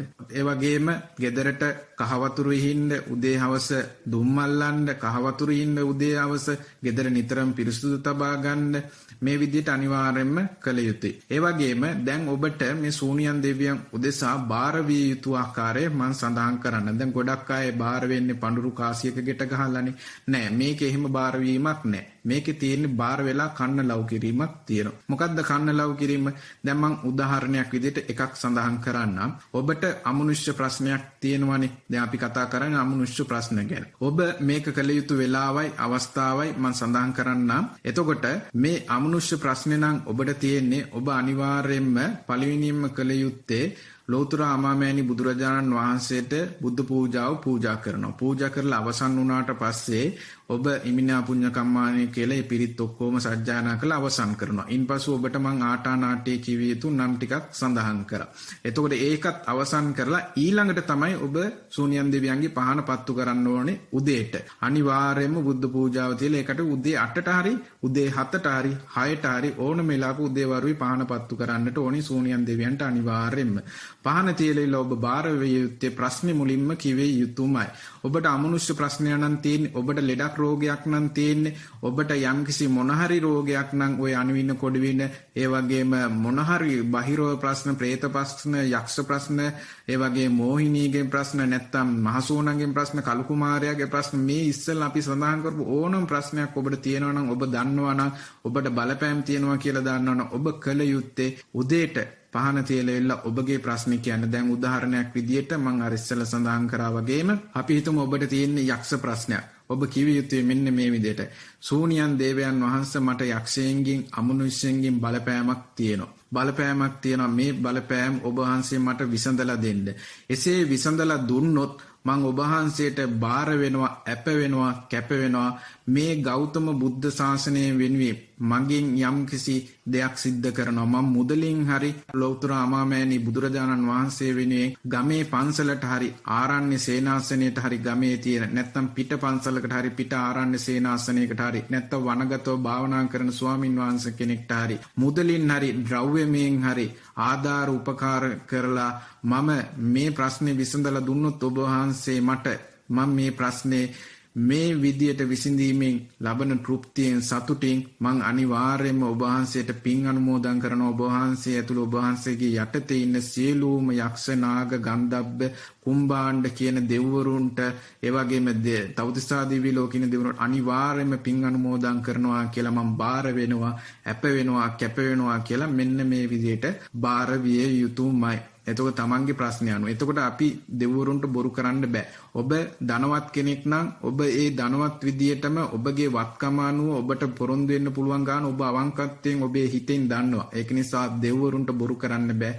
ඔබ අනිවාර්යයෙන්ම ඒක අවංකත්වයෙන් මුදුලින් අපි හිතමු රුපියල් ලක්ෂ 5ක් 10ක් ලක්ෂයක් කියලා. ඒක ඒ විදියට නැත්නම් ද්‍රව්‍යමයෙන් උදාහරණයක් විදියට සිමෙන්ති කොට්ට 50ක් විතර. අන්න එහෙම බාර වෙන්න පුළුවන් නම් බාර වෙන්න. ඒ වගේම සාමාන්‍ය පන්තික කෙනෙක් නම් සාමාන්‍ය විදියට ජීවත් වෙන කෙනෙක් නම් එයාගේ හැකියාව තියෙන විදියට මුදල් ලක්ෂයක් හරි නැත්නම් ද්‍රව්‍යමයෙන් සිමෙන්ති කොට්ට 10ක් හරි මේ විදියට බාර වෙන්න ඒ අවශ්‍ය කටයුතු සඳහා බුද්ධ ශාසනය වෙනුවෙන්. ඒ වගේම දුප්පත් කෙනෙක් නම් රුපියල් 10000කින් හරි බාර වෙන්න නැත්නම් රුපියල් 5000කින් හරි නැත්නම් එක සිමෙන්ති කොට්ටයකින් හරි උදාහරණ විදියට මම මේ සඳහන් කරේ ඔබ මෙන්න මේ විදියට බුද්ධ ශාසනය වෙනුවෙන් බාර විය යුතුමයි. අපගේ ගෞතම බුද්ධ ශාසනය වෙනුවෙන් මේ දේවල් බාර වෙලා ඉෂ්ට කරනවා කියන එක බාර විය යුතුමයි. මේ විදියට බාර වෙලා තමයි ඔබගේ ප්‍රශ්නේ කියවිය යුත්තේ. මම හිතනවා මේ උදාහරණය ඔබට තේරුණා කියලා. මෙන්න මේ විදියටමයි ඔබ උදේ හවස උදේට බුද්ධ පූජාව තියලා පහන්න තියලා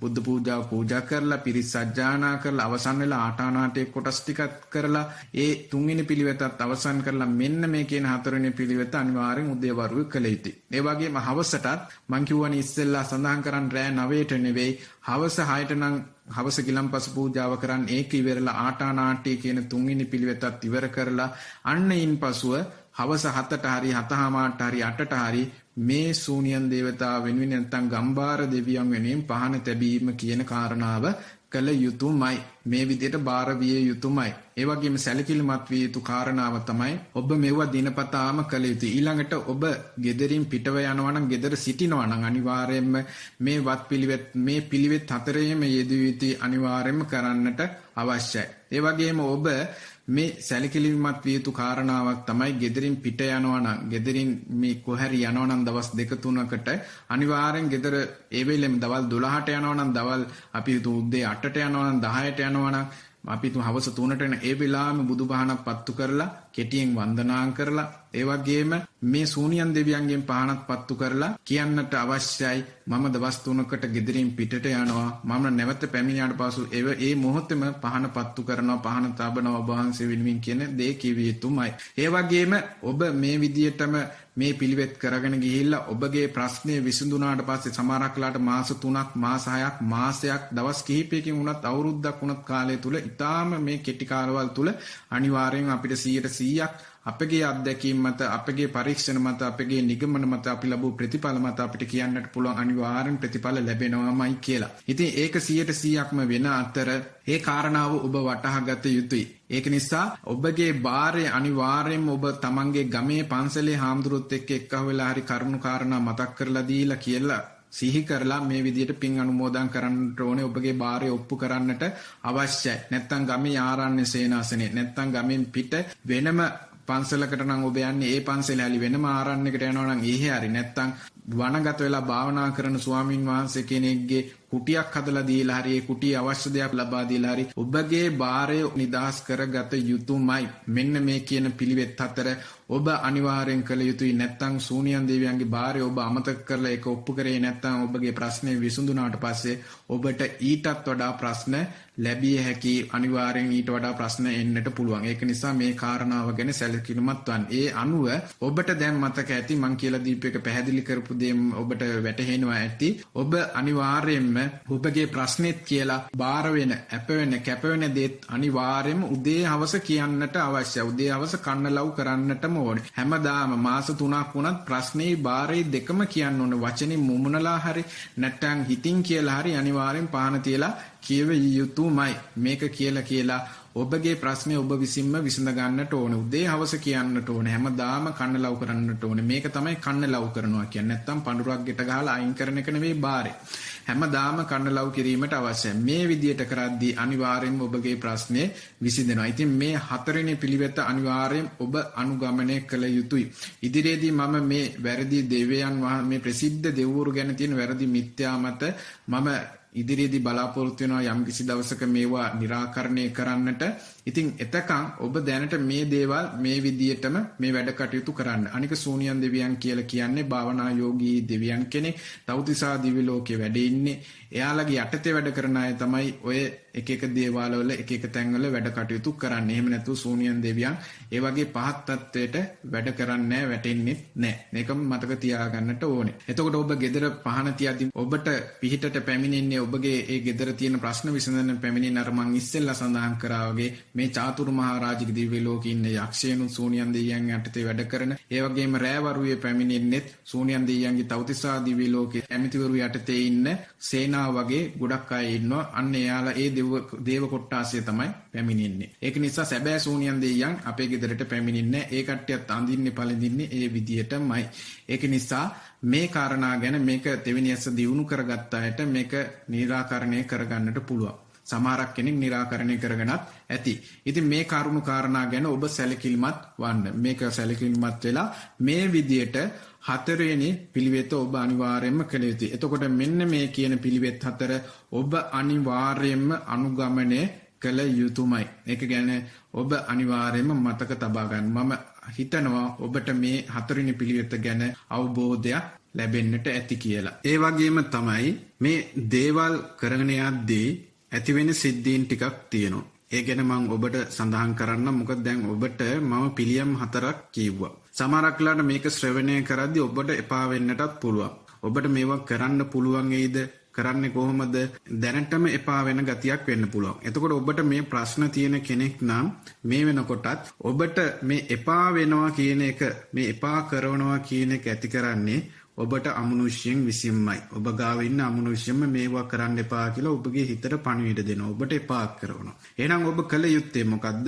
ඔබ අනිවාර්යයෙන්ම මේ දේවල් කරන්නට පටන් ගන්නට ඕනේ. පටන් ගනිද්දී ඔබට එදාම ප්‍රතිඵල ලැබෙනවා. දවස් 2 3 යද්දීම ප්‍රතිඵල ලැබෙන්නට පටන් ගන්නවා. ඒ වගේම තමයි මාසය 2, ඒ වගේම සතිය 2, ඒ වගේම මාස 3, මාස 6, අවුරුද්ද යද්දී අනිවාර්යයෙන්ම ඔබට මේ ප්‍රශ්න විසඳෙනවා කියලා මට 100% ප්‍රත්‍යක්ෂ වශයෙන් මට කියන්න පුළුවන් හැකියාව තියෙනවා. මොකද අපි මේව පරීක්ෂණ කරලා ඒ වගේ ප්‍රතිඵල අපි ළඟ තියෙන නිසා, ප්‍රතිඵල අපි ලබලා තියෙන නිසා තමයි මේ දේවල් අපි ඔබට කියන්නේ. ඊළඟට මේ වැඩ පිළිවෙල කරගෙන යද්දිත් ඔබට එපා කරවන්නට පුළුවන්. ඒකත් ඔබ මතක තබා ගන්නට ඕනේ. මේ වැඩ පිළිවෙල කරගෙන යද්දී මේක දැන් නවත්තන්න ඕනේ මේ බුදුරජාණන් වහන්සේට පහන තියෙනවා, පිරිත් කියනවා, මෛත්‍රී භාවනාව කරනවා, ඒ වගේ මාටානාටි කොටස කරන දේ, ඒ වගේ මේ සූනියන් දෙවියන් පහන තියෙන මේ වගේ හොඳ දේවල් ටික එපා කරවයි. ඒ කරන්නේ කවුද? ඔබ ළඟම ඉන්න අමනුෂ්‍යයෙන්ම තමයි. ඒක නිසා මේකත් ඔබ වටහා ගත යුතුයි. ඒක නිසා ඔබ මෙව්වට කම්මැලි නොවි එපා වෙන ගතිය අයින් කරලා වෙලා උත්කෘෂ්ඨ වෙලා උත්සාහයෙන් යුක්තව ඔබ අනිවාර්යයෙන්ම කළ යුතුමයි. මේ කාරණේ ගැන ඔබ අනිවාර්යයෙන්ම මතක තියාගන්නට ඕන. එතකොට මේ වැඩපිළිවෙල කරගෙන යද්දී සාමාන්‍යයෙන් ලෙඩ රෝග හැදෙන්න පුළුවන්. උදාහරණයක් විදිහට දැන් මේක අමනුෂ්‍ය ගැන අපි ප්‍රශ්නයක් මේ සම්පූර්ණ මේ වීඩියෝ එක ගැන වීඩියෝ එකේදී කතා කරේ. එතකොට උණ ගන්නවා වගේ දේවල් උදාහරණයක් විදිහට මම මේ කියන්නේ ලෙඩ රෝගයක් මේක සිද්ධ වෙන්න පුළුවන්. එතකොට මේ වගේ උණක් හට ගන්නවා නම් ඔබ අනිවාර්යයෙන්ම ඒ වගේ වෙලාවට අපිටම උදාහරණ වෙලාවක් කලාවක් නැහැ. එවෙලෙම පිරිත් පොත අරගෙන හරි ඔබට පාඩම් නම් හරි රතන සූත්‍රය විතරක් 7 වතාවකට නොඅඩුව කියන්නේ ඒ වගේ වෙලාවට. ඒ ශනේම ඔබට උණ අඩු වෙලා යයි. මෙන්න මේ වගේ අපි යම් කිසි වෙනසනීපයක් කියලා ඔළුවේ කැක්කුමක්, ඇඟේ අමාරුවක්, ඇඟ සීතල වීමක් මොන හරි දෙයක් හටගත්තා කියලා මේ වෙලාවට රතන සූත්‍රය විතර නොඅඩුව 7 වතාවකට නොඅඩුව කියන්න 10ක් හරි 20ක් හරි 15ක් හරි 12ක් හරි මේ වතාවත් කියන්න අනිවාර්යයෙන්ම. මෙහෙම කියද්දිත් අඩු වෙන්නේ නැත්තම් මේක අමනුෂ්‍යයෙන්ගින් බලපෑමක් නෙවෙයි. මේක අනිවාර්යෙන් ලෙඩ රෝගයක්ම තමයි සමාජයේ තියෙන ලෙඩක් හරි වෛරස් එකක් හරි මොකක් හරි දෙයක්. අන්න එතකොට ඔබ අනිවාර්යයෙන්ම ගිහිල්ලා වෛද්‍යවරයෙක් මුණ ගැසිලා බෙහෙත් ගන්න. එතකොට අපිට නිගමනයකට එන්න පුළුවන් මේක අමනුෂ්‍යයෙන්ගේ බලපෑමක් නෙවෙයි. අමනුෂ්‍යයෙන්ගේ දෙයක් නම් මේ විදිහ රතන සූත්‍රය කියව ගමන් මේක අඩු වෙලා යනවාම තමයි. මේ විදිහට මේ වගේ බලපෑම් නැති වෙලා යනවාම තමයි. ඊළඟ දේ තමයි මේ අමනුෂ්‍යයෙන් හදවන රෝග දිගටම රඳා පවත්වන්න බෑ. මේ වත් පිළිවෙත් මේ පිළියම් හතරේ යෙදෙද්දී දිගටම රඳා පවත්වන්න නොහැකියාවක් තියෙනවා ඔවුන්ට. එතකොට ඔවුන් මේ හදවන ලෙඩ රෝග උපරිම දවසයි මැඩ පවත්වන්නේ. ඒකේ බල පවත්වන්නේ යාළගේ ලෙඩ රෝග උපරිම දවස. ඒත් මම මේ කිව්ව විදිහට රතන සූත්‍රය 7 සැරයක් කිව්වොත් දවසක්වත් බල පවත්වන්නේ ඒ වගේ අවස්ථාවල් වල.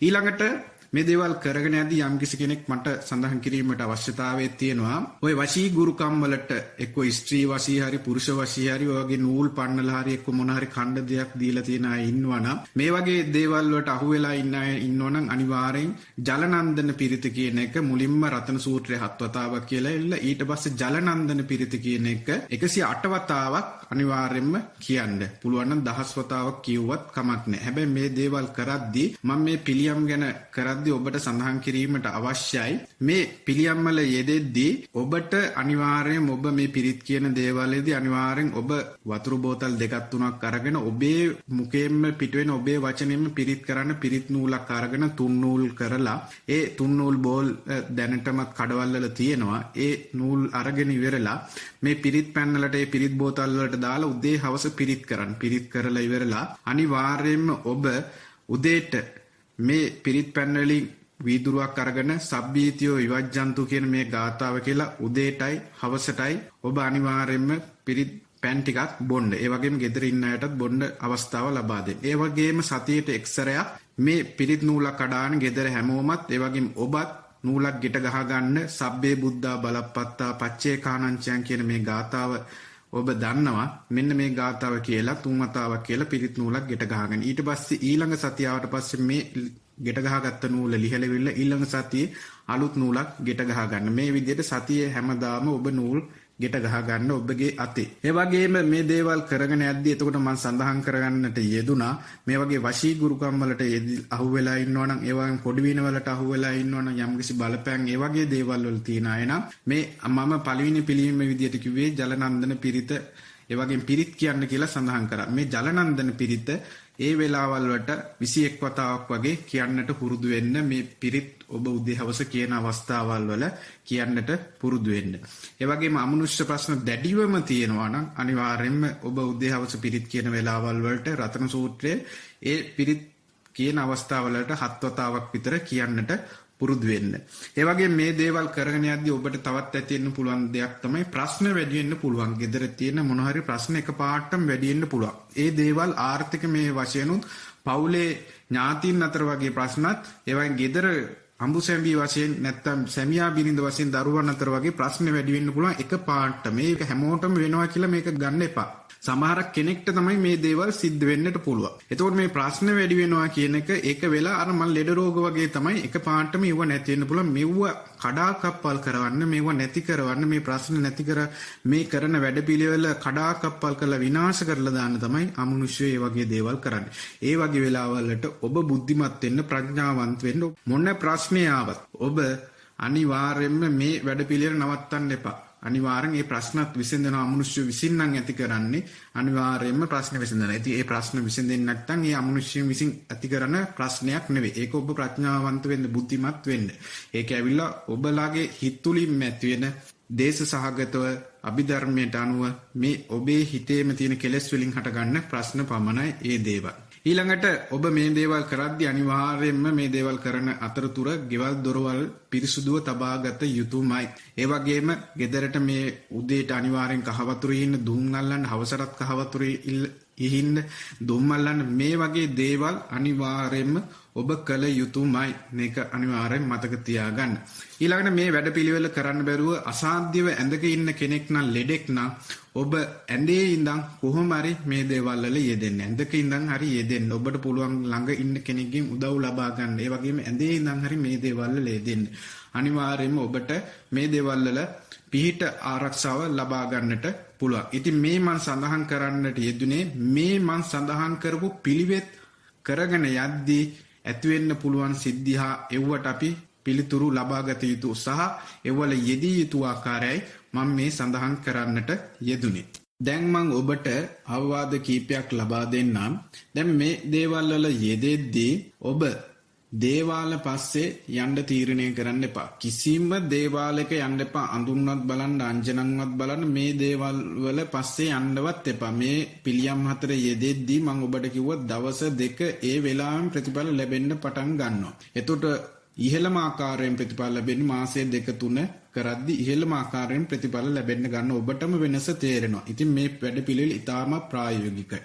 ඒක නිසා කොහෙවත් දේවාලයක නම් යන්න හදන්න එපා. ඔබේ ගෙදරම ඉඳන් මේ දේවල් වල යෙදෙන්න. ඔබ යනවා නම් යන්නට අවශ්‍ය එකම තැන තමයි ඔබේ ගමේ පන්සල, ඒ වගේම ඔබේ ආරණ්‍ය සේනාසනයේට, ඔබේ භාවනා උගන්වන හාමුදුරුවෝ ගාවට. එතකොට ඒ වගේ තැන්වලට ඊළඟට සොළොස් මස්ථාන මේ වගේ පූජනීය බුදුරජාණන් වහන්සේගේ ඒ ධාතුන් වහන්සේලා තැන්පත් මේ වගේ තැන්වලට පමණයි යෑමට අවශ්‍ය. දල්දා මාලිගාව වගේ එහෙම නැතුව කිසිම දේවාලයකවත් ඔබ යන්නට එපා. ඒ කාරණාව මට අවවාදයක් විදියට ඔබට මතක් කරන්නට අවශ්‍යයි.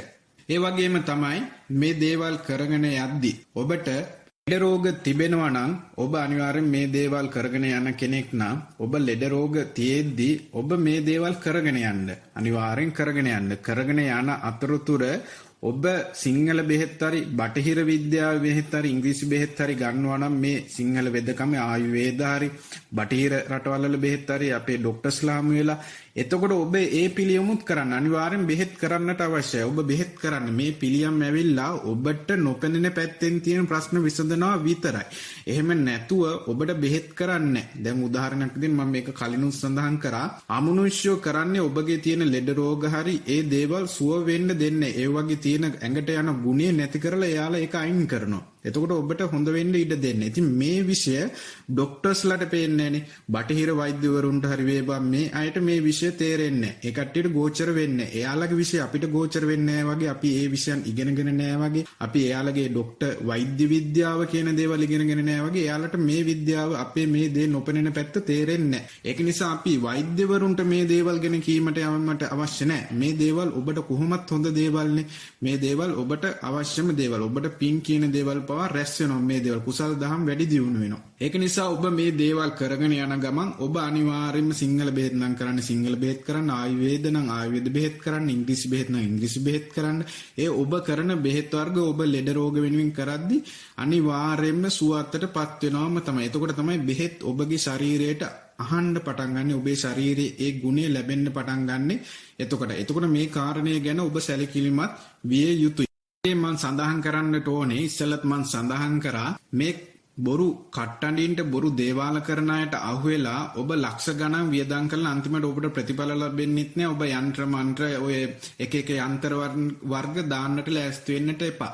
ඔබ මේ දේවල් කරගෙන යන්න. දැන් මේ දේවල් අපල තියෙන අය වුණත් කරගෙන ගියාට ප්‍රශ්නයක් නෑ. මේවා ඕන කෙනෙක්ට කරන්න පුළුවන් දේවල්. ඒ වගේ මේ දේවල් වලට කිසිම වියදමක් යන්නේ නෑ. මේවා ප්‍රායෝගිකයි. ප්‍රතිපත්තියක් ඇතුව අපි පන්සිල් පද පහ ආරක්ෂා කරගෙන මෛත්‍රී භාවනාව කරගෙන පිරිත් කියාගෙන මේවා ප්‍රායෝගික ප්‍රායෝගික කරපුවාම අපි ඒ දේවල් කරගෙන තමයි දෙවිවරුන්ගෙන් උදව් ඉල්ලන්නේ. නැතු දෙවිවරු සරණ යනවා නෙවෙයි ඉස්සෙල්ලා මම සඳහන් කරා වගේ. එතකොට තමයි අපිට මේ වගේ දේවල් වලින් අපිට ආරක්ෂාව ලැබෙන්නේ. අපේ මේ දේවල් මේ ප්‍රශ්න විසඳෙන්නේ ඒකයි. ඒක නිසා කට්ටඩින්ට බොරු දේවල් අයට අහු වෙන්නත් එපා, දේවල් වල යන්නත් එපා. ඉස්සෙල්ලා මම සඳහන් කරා වගේ ඒ යන්ත්‍ර සූත්‍ර දාන්නට කිසිම අවශ්‍යතාවයක් නැහැ. ඔබ විසින්ම ඔබේ කටින්ම ඔබේ වචනෙන්ම පිරිත් කරගන්න ඉස්සෙල්ලා මම සඳහන් කරා වගේම පිරිත් නූල ඔබේ අතින්ම ඔබේ අතේම ගෙට ගසා ගන්න, ඔබේ පවුලේ අයට ගෙට ගසා ගන්න.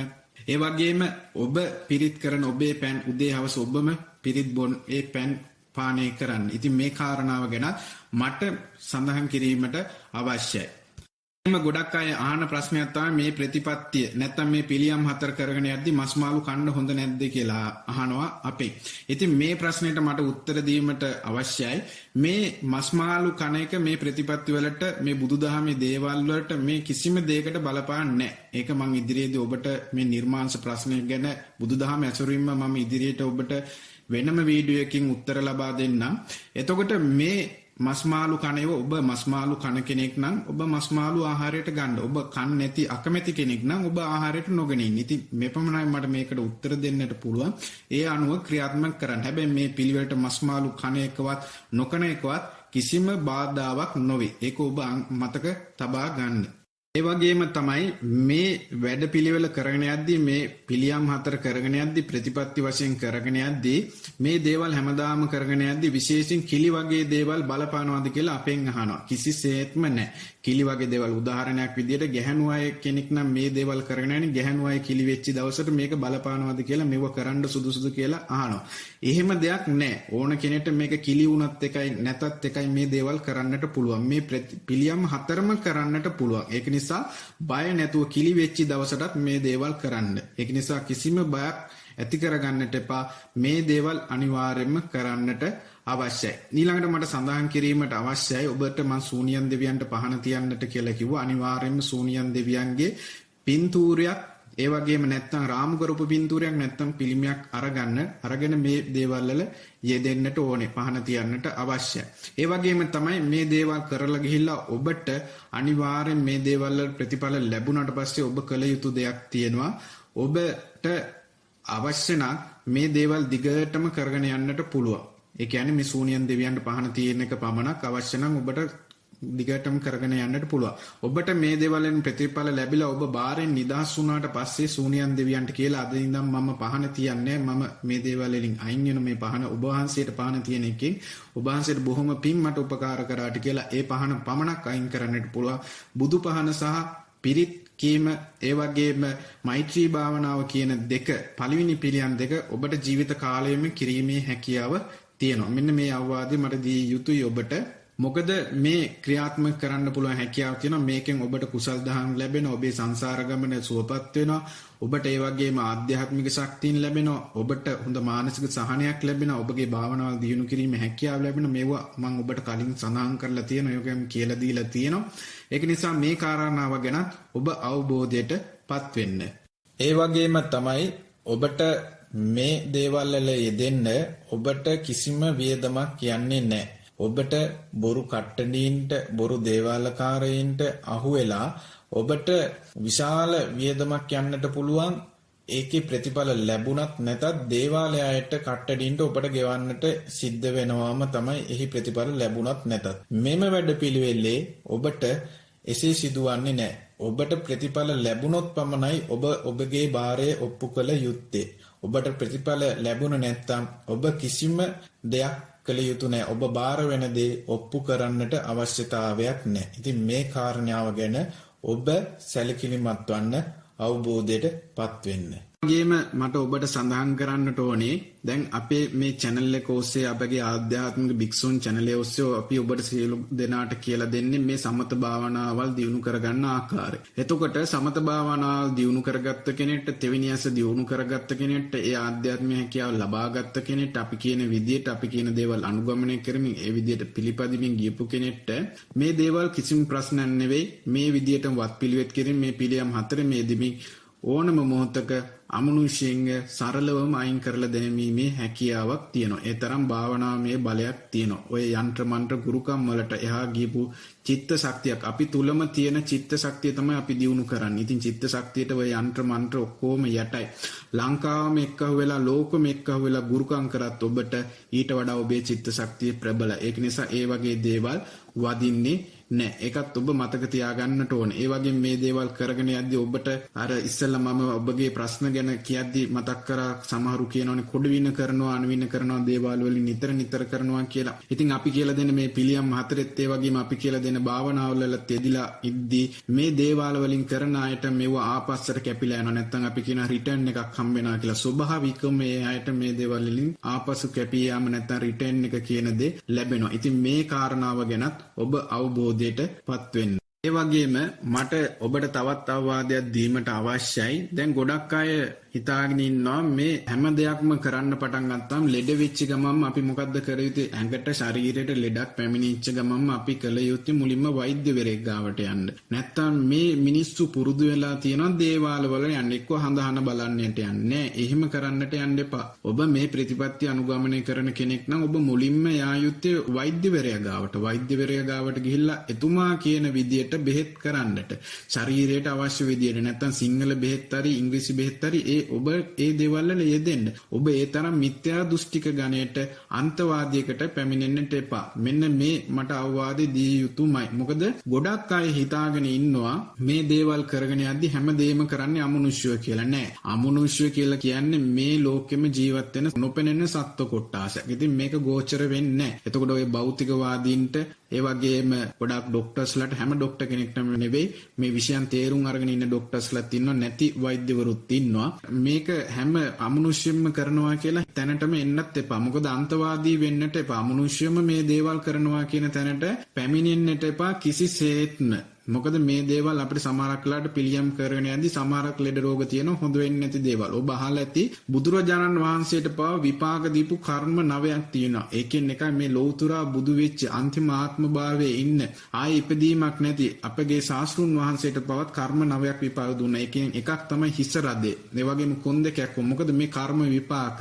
ඒ මොකද මල්ලෝ පොර කාලේ වෙලා ඉපදිච්ච කාලෙක එක ආත්මික බෝධිසත්වෝ යම්කිසි කෙනෙක් උස්සලා පොළොවේ ගැහුවා. ඒ මල්ලෝ පොර පිටියේදී. ඒ කර්ම විපාක හම්බුණා මොකද්ද? කොන්ද කැක්කුමක් විදියට. ඒ වගේම ඔළුව කැක්කුමක් තිබුණා කියලා අපි අහලා තියෙනවා. අපි දන්නවා. ඔබ ඒක දන්නේ නැත්නම් මිලින්ද ප්‍රශ්නේ කියවන්නේ. ඒකෙදි ඔබට දැනගන්නට පුළුවන්. ඉතින් ඒ ඔළුව කැක්කුම හැදෙන්න හේතුව මොකද්ද? ගොඩ දාලා තිබ්බ මාළුවෙක් පණ ගැහෙනවා දැකලා සතුටු වුණා. මෙන්න මේක නිසා ඔළුව කැක්කුම බුදු වුණ ආත්මෙදිත් ලැබුණා. බුදු වෙලත් ලැබුණා. ඉතින් මේ කාරණා ගැන ඔබට යම් කිසි ලෙඩ රෝගයක් හොඳ වෙන්නේ නැත්නම් ඔබට අනිවාර්යෙන් මේ තියෙන සංසාරේ කරපු කර්මයක විපාක. ඉතින් මේකත් ඔබ මතක තියාගන්නට අවශ්‍යයි. එතකොට මේ කරුණු කාරණා ගැන සැලකිලිමත් වෙන්න. ඒත් ඔබට කර්මයක් සංසාරේ තියෙනවනම් මේ පිළිවෙත් 4 අනුගමනය කරන්න. මේව නවත්තන්නට එපා. ඊට අමතරව අපි කියලා දෙන සමත භාවනාවල යෙදෙන්න. ඒ වගේම විදර්ශනා භාවනාවල යෙදෙන්න. එතකොට ඔබට මේ සංසාර චක්‍රයෙන්ම ගැලවිලා යන්න පුළුවන්. ගමනම නවත්තලා දාන්න පුළුවන්. නිතර ධර්ම දේශනා අහන්න ස්වාමින් වහන්සේලාගේ ඒව අහලා අවබෝධයටපත් වෙන්න. මේ හැමදේම අමනුෂ්‍යවම කරනවා කියන අන්තයට පැමිණෙන්නට එපා. ඒ වගේම අමනුෂ්‍ය නෑ කියන අන්තයට පැමිණෙන්නට එපා. ඒ අමනුෂ්‍ය නෑ කියලා භෞතිකවාදීන් වගේ පැමිණෙන අය සිටිනවා. මොකද අර ඉස්සෙල්ලාම මම මේ වීඩියෝ එක පටන් ගනිද්දිම සඳහන් කරන්නට යෙදුණා මේ අමනුෂ්‍ය නෑ ඒ වගේ කියන අයට මම උත්තරයක් ලබා දුන්නා. ඉතින් මේ සංසාර ගමනක් කියලා එකක් අපි නැවතත් මම සඳහන් කරන්නේ අපි ඈතර වෙන්නට උත්සාහ කරන්නේ මේ වගේ දුක්ඛිත ආත්මවල දැන් ප්‍රේතයෝ කියලා කියන්නේ ගොඩාක් දුක් විඳින අමනුෂ්‍ය කොට්ටාසයක්. ඉතින් මේ වගේ පහත් තත්ත්වයට අපි කරන අකුසල් විඳින හින්දා දුක් විඳින හින්දා තමයි අපි මේ වගේ තත්ත්වවලටපත් වෙන්නේ. ඒක නිසා අපි මේ සංසාරයෙන් ගොඩ එන්න ඕනේ. එතකොට මෙහෙම දෙයක් නැහැ කියලා අපි අන්තවාදී වෙනවා නම් අමනුෂ්‍ය නැහැ කියලා ඒකත් එක අන්තයක් විතරයි. ඒක නිසා අමනුෂ්‍යොන්මයි හැමදේම කරන්නේ කියන තැනටත් එන්න එපා.